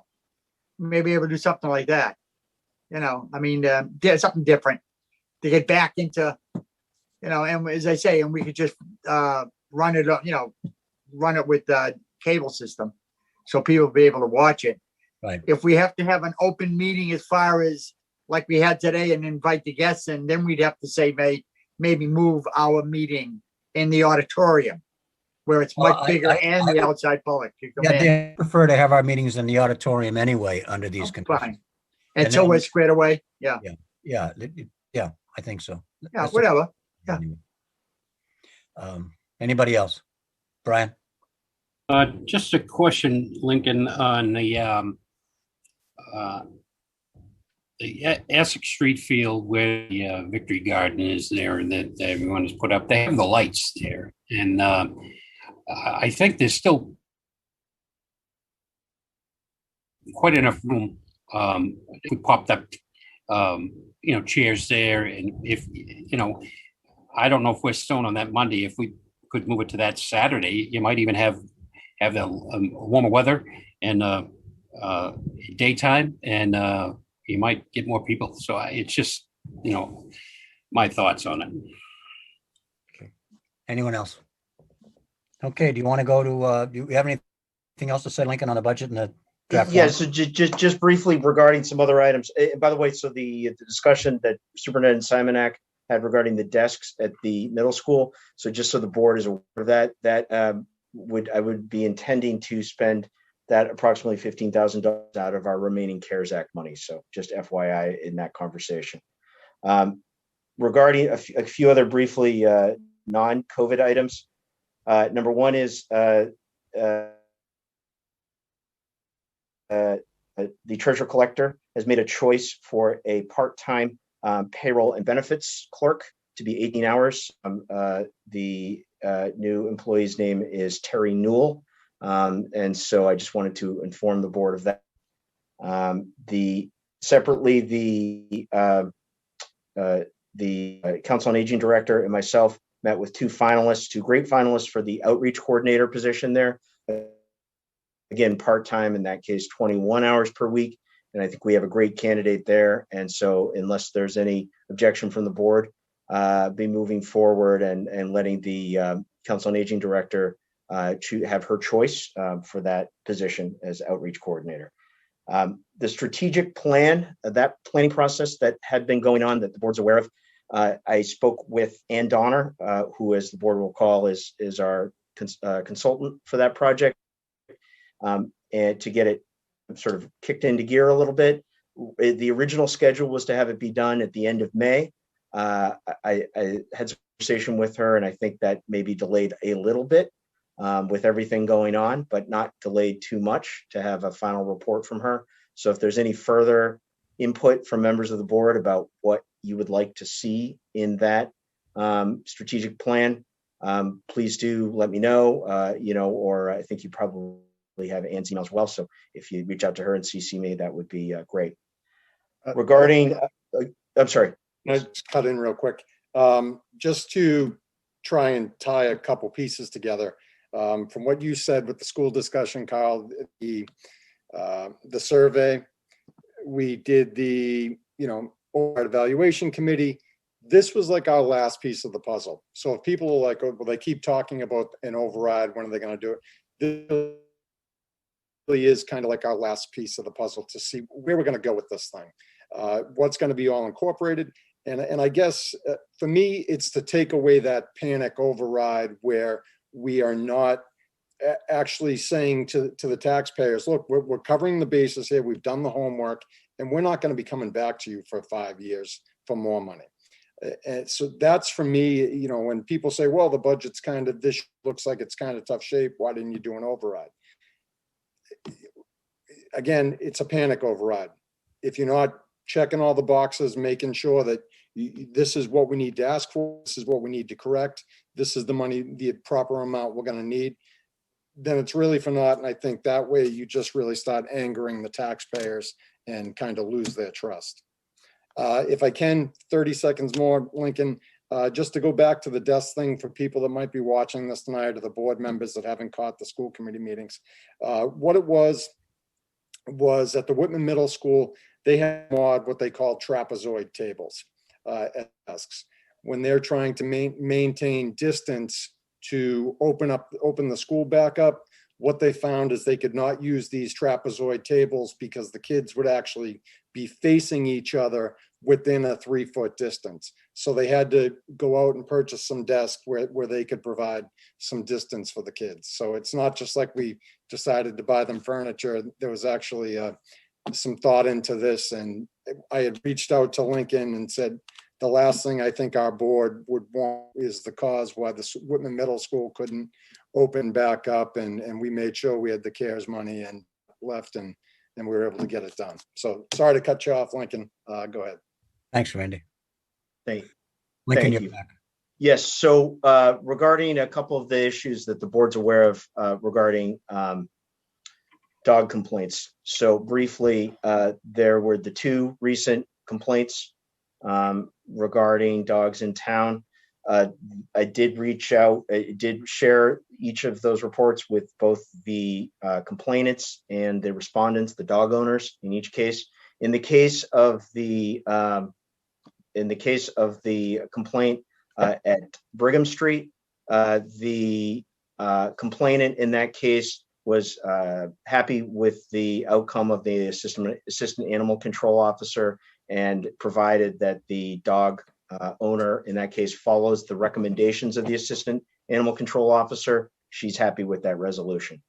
In the case of the complaint at 50 at Perry Avenue, that case, I had conversations with both the complainants and with the dog owner. I have scheduled to have further conversation with both of them tomorrow afternoon. I'm attempting to see if perhaps there might be some sort of resolution without a hearing, and I'm hopeful that that will be the case.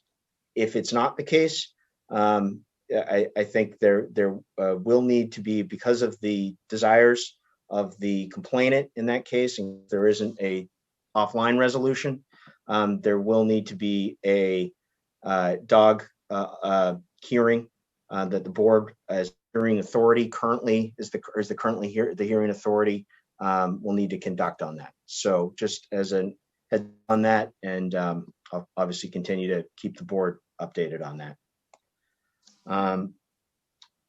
I know just a few other brief things. Number one is I know there were some concerns that came to my attention early Friday morning regarding what had happened with some historical materials at the library. In speaking with the library director on Friday, all of the materials that had been moved from the library, what's known as the historical room outside of the library, any other materials were not leaving the library. All materials as of Friday that had been moved are back. There were some materials that I have a list of if anyone wants it, for a listing of materials that had been previously discarded.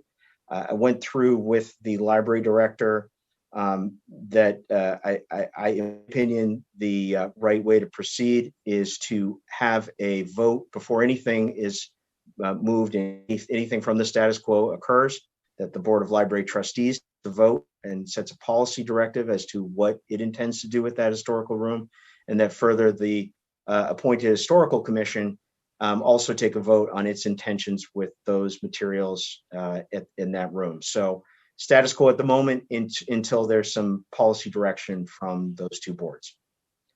And then just FYI to the board, the town, through the great work of the fire chief and the fire department, received a grant from the Federal Emergency Management Agency for $30,732 towards a generator at the fire station. So that's great news. We have a matching part of it, but it's obviously terrific news to have that. And I believe we may be able to use some of our remaining CARES Act monies for our matching parts. So that's good news. The assistant town administrator position, I just wanted to inform the board, I'm intending to have that posted out on the appropriate pages. It would be great to have feedback from the board about what the board would like that posting to look like, as far as what the job description is. I'm not envisioning anything extremely different from what the previous job description was, but either in this meeting or individually, if the board members want to reach out to me and give me your folks' thoughts, that would be helpful. And then two final things. One is the town clerk informed me today, and I actually had a quick chance to take a look at the legislation. The legislature just passed legislation that requires mail and early voting for town elections this upcoming months in each town, and allows in-person early voting pursuant to a vote from the Board of Selectmen. So normally I would say that this is not something that the board would want to decide now. However, if I just want to put it on your radar, if the board is only going to meet in April on the 13th and the 27th, and the only thing on the agenda on the 13th will be the budget, I would suggest that perhaps either you want to have a quick meeting in between or make a decision tonight if you so choose, in order to give the town clerk time to prepare for that in-person early voting, if that's what the board wants. The town clerk did inform me today that she would like to have in-person early voting in business hours on those 4 days before the town election, and would like to do that in the auditorium at town hall. But as I said, according to the legislation, it's up to the board as to whether or not you would want to allow that early in-person voting. And then finally, just another sort of discussion. And if the only item is not the warrant, is just the budget on April 13th. I'm just looking at the calendar, and the warrant would need to be finalized before the 27th of April, which would otherwise be your last meeting before town meeting. So just looking at the schedule, and we're talking about the schedule, I'd suggest that either there's that item be on April 13th's meeting, or you have another meeting in between, just to make sure that the warrant is posted in a timely way if town meeting occurs on May 3rd, as we're planning on today. So, so that's, I know it's a lot, but that's needed to make sure the board heard those items, and obviously happy to take any questions or thoughts on any of it. Okay, thoughts? If we need, just a second, Randy, if we, maybe we need a meeting in between the 13th and the 27th to set the warrant, if you can have it done by the 20th. I doubt, I'm not sure that we want to do that on the 13th because we're having a discussion on the 13th. But maybe a quick, a meeting on the 20th just to do that would be fine. Other thoughts from other people? Makes sense. What about, okay, so there's your direction, Lincoln. That's great. Okay, what about the in-person voting? Do we want to take a stand on that right now, folks? So I have a question, Tom. Just In person, though, having people come into the auditorium to do that, how do we, and what if we haven't had 3 weeks in the green? right? What do we do? Well, I mean, Set up a table in the, we did have in-person early voting for elections last year that while town hall was closed. So bring them in through the basement, the handicap entrance, up the stairs into the auditorium and out a separate exit. There's a process in place. okay, then would someone like to make a motion and we allow that? Brian? I have a quick comment. I'm gonna just let you know how I feel about this. One thing about national and state elections, as far as municipal elections. I guess you're not because you froze. What? I think it's just Carl that froze. Oh, you I don't know if everyone's free. Maybe it's just I'm frozen. Oh, yeah. I'm frozen. That the national elections, state elections, while I'm not a big fan, I understand them. For municipal elections, however, I think we have a process in place that's you vote between 9 and 5 on that Saturday, and if you can't make it, there's absentee ballots available to you. You can call them and they'll mail them to you, and you can mail them back. I don't think we need to spend extra money on personnel and extra time and sanitation and everything else for something that is we've already had some big bills talked about tonight. So while it's a drop in the bucket as those numbers go, I don't think we need to go down that road, but that's just my take on it. Oh, you're into voter suppression? Is that what it is, Brian? Yeah. Oh, okay, that's right. That's just wanted to make sure. Anyone else? If I may, Mr. Chair, I kind of, I kind of agree with Brian here. And it really comes down to the cost of this thing. It is a considerable cost for us to do, 4 days of early voting and like Brian said, we've had a process and it's, it's 1 day, it's town elections. I mean, the will of the board, but it's really,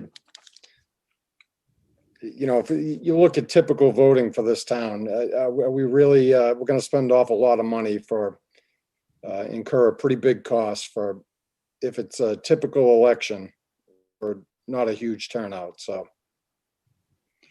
Geez, I find myself agreeing with both of you guys after I think about it. Well, then, and Brian's point that if you want an absentee ballot, you can get one. Right. You can vote early. So. Well, Carl, if I could disagree for a second. You can. You may be in the minority, but go ahead, Justin. It sounds like I might be. But the process for us to do early voting, especially if it's just during normal hours, it's a table with 2 or 3 people checking you in. You fill out your ballot and put it in a locked box for the clerk or assistant clerk to scan at the end of the week. It doesn't seem like it's going to be a huge expense. It's normal business hours. I don't know. Maybe we can get some numbers from the clerk before we vote this. Well, yeah, I was just going to say, Lincoln, maybe do we want to trust Lincoln like we do with the outdoor dining licenses to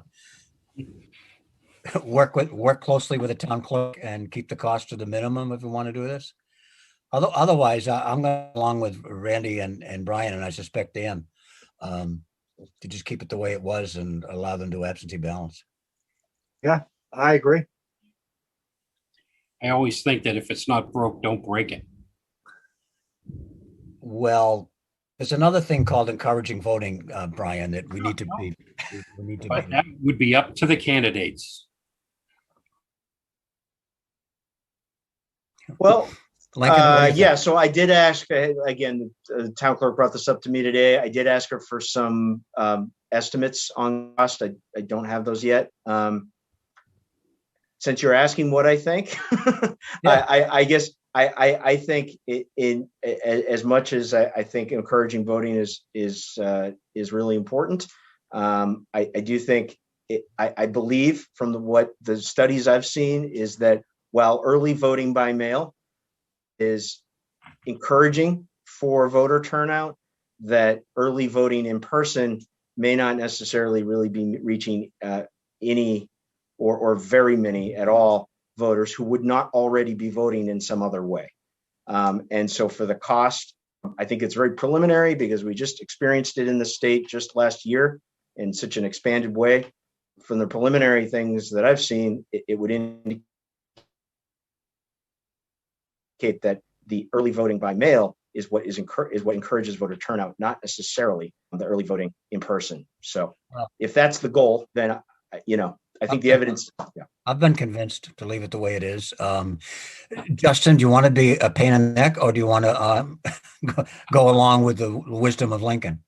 Are you suppressing his vote? No, I think I'll stick as a pain in the neck, but we can move on.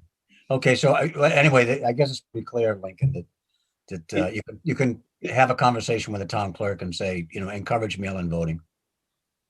Got it. Yep. And we will not be proceeding with the in-person early voting. Right.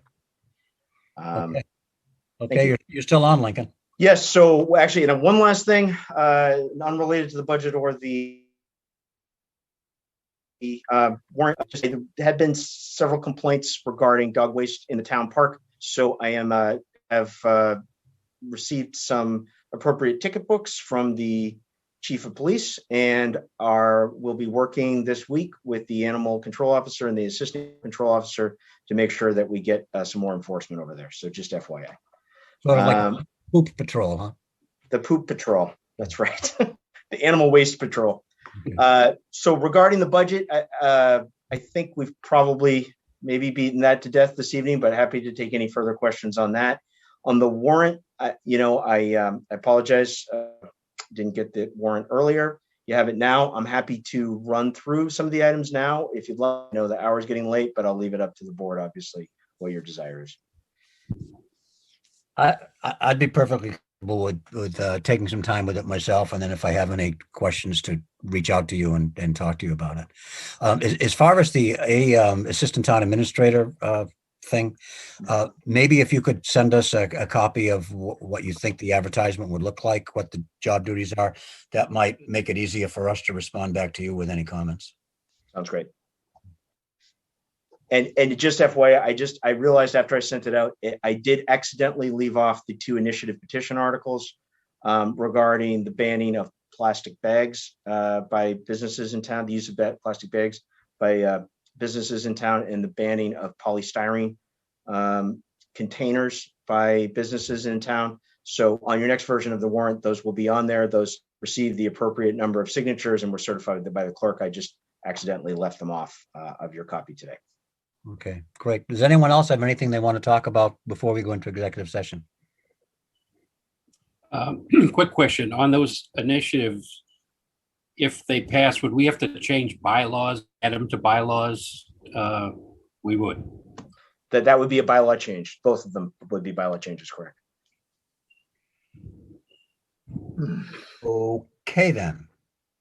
We need a vote to move into executive session pursuant to Mass General Law, Chapter 30A, Section 21A, Exception 3, to discuss strategy with respect to collective bargaining or litigation if an open meeting may have a detrimental effect on the bargaining and or litigating position of the public body.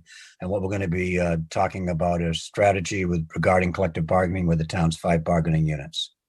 In accordance with Governor Baker's March 12th, 2020 order, suspending certain provisions of the open meeting law, General Law, Chapter 30A, Section 20, executive session will be held in an online conference mode, hosted on zoom.com, and members of the public will be able to physically attend.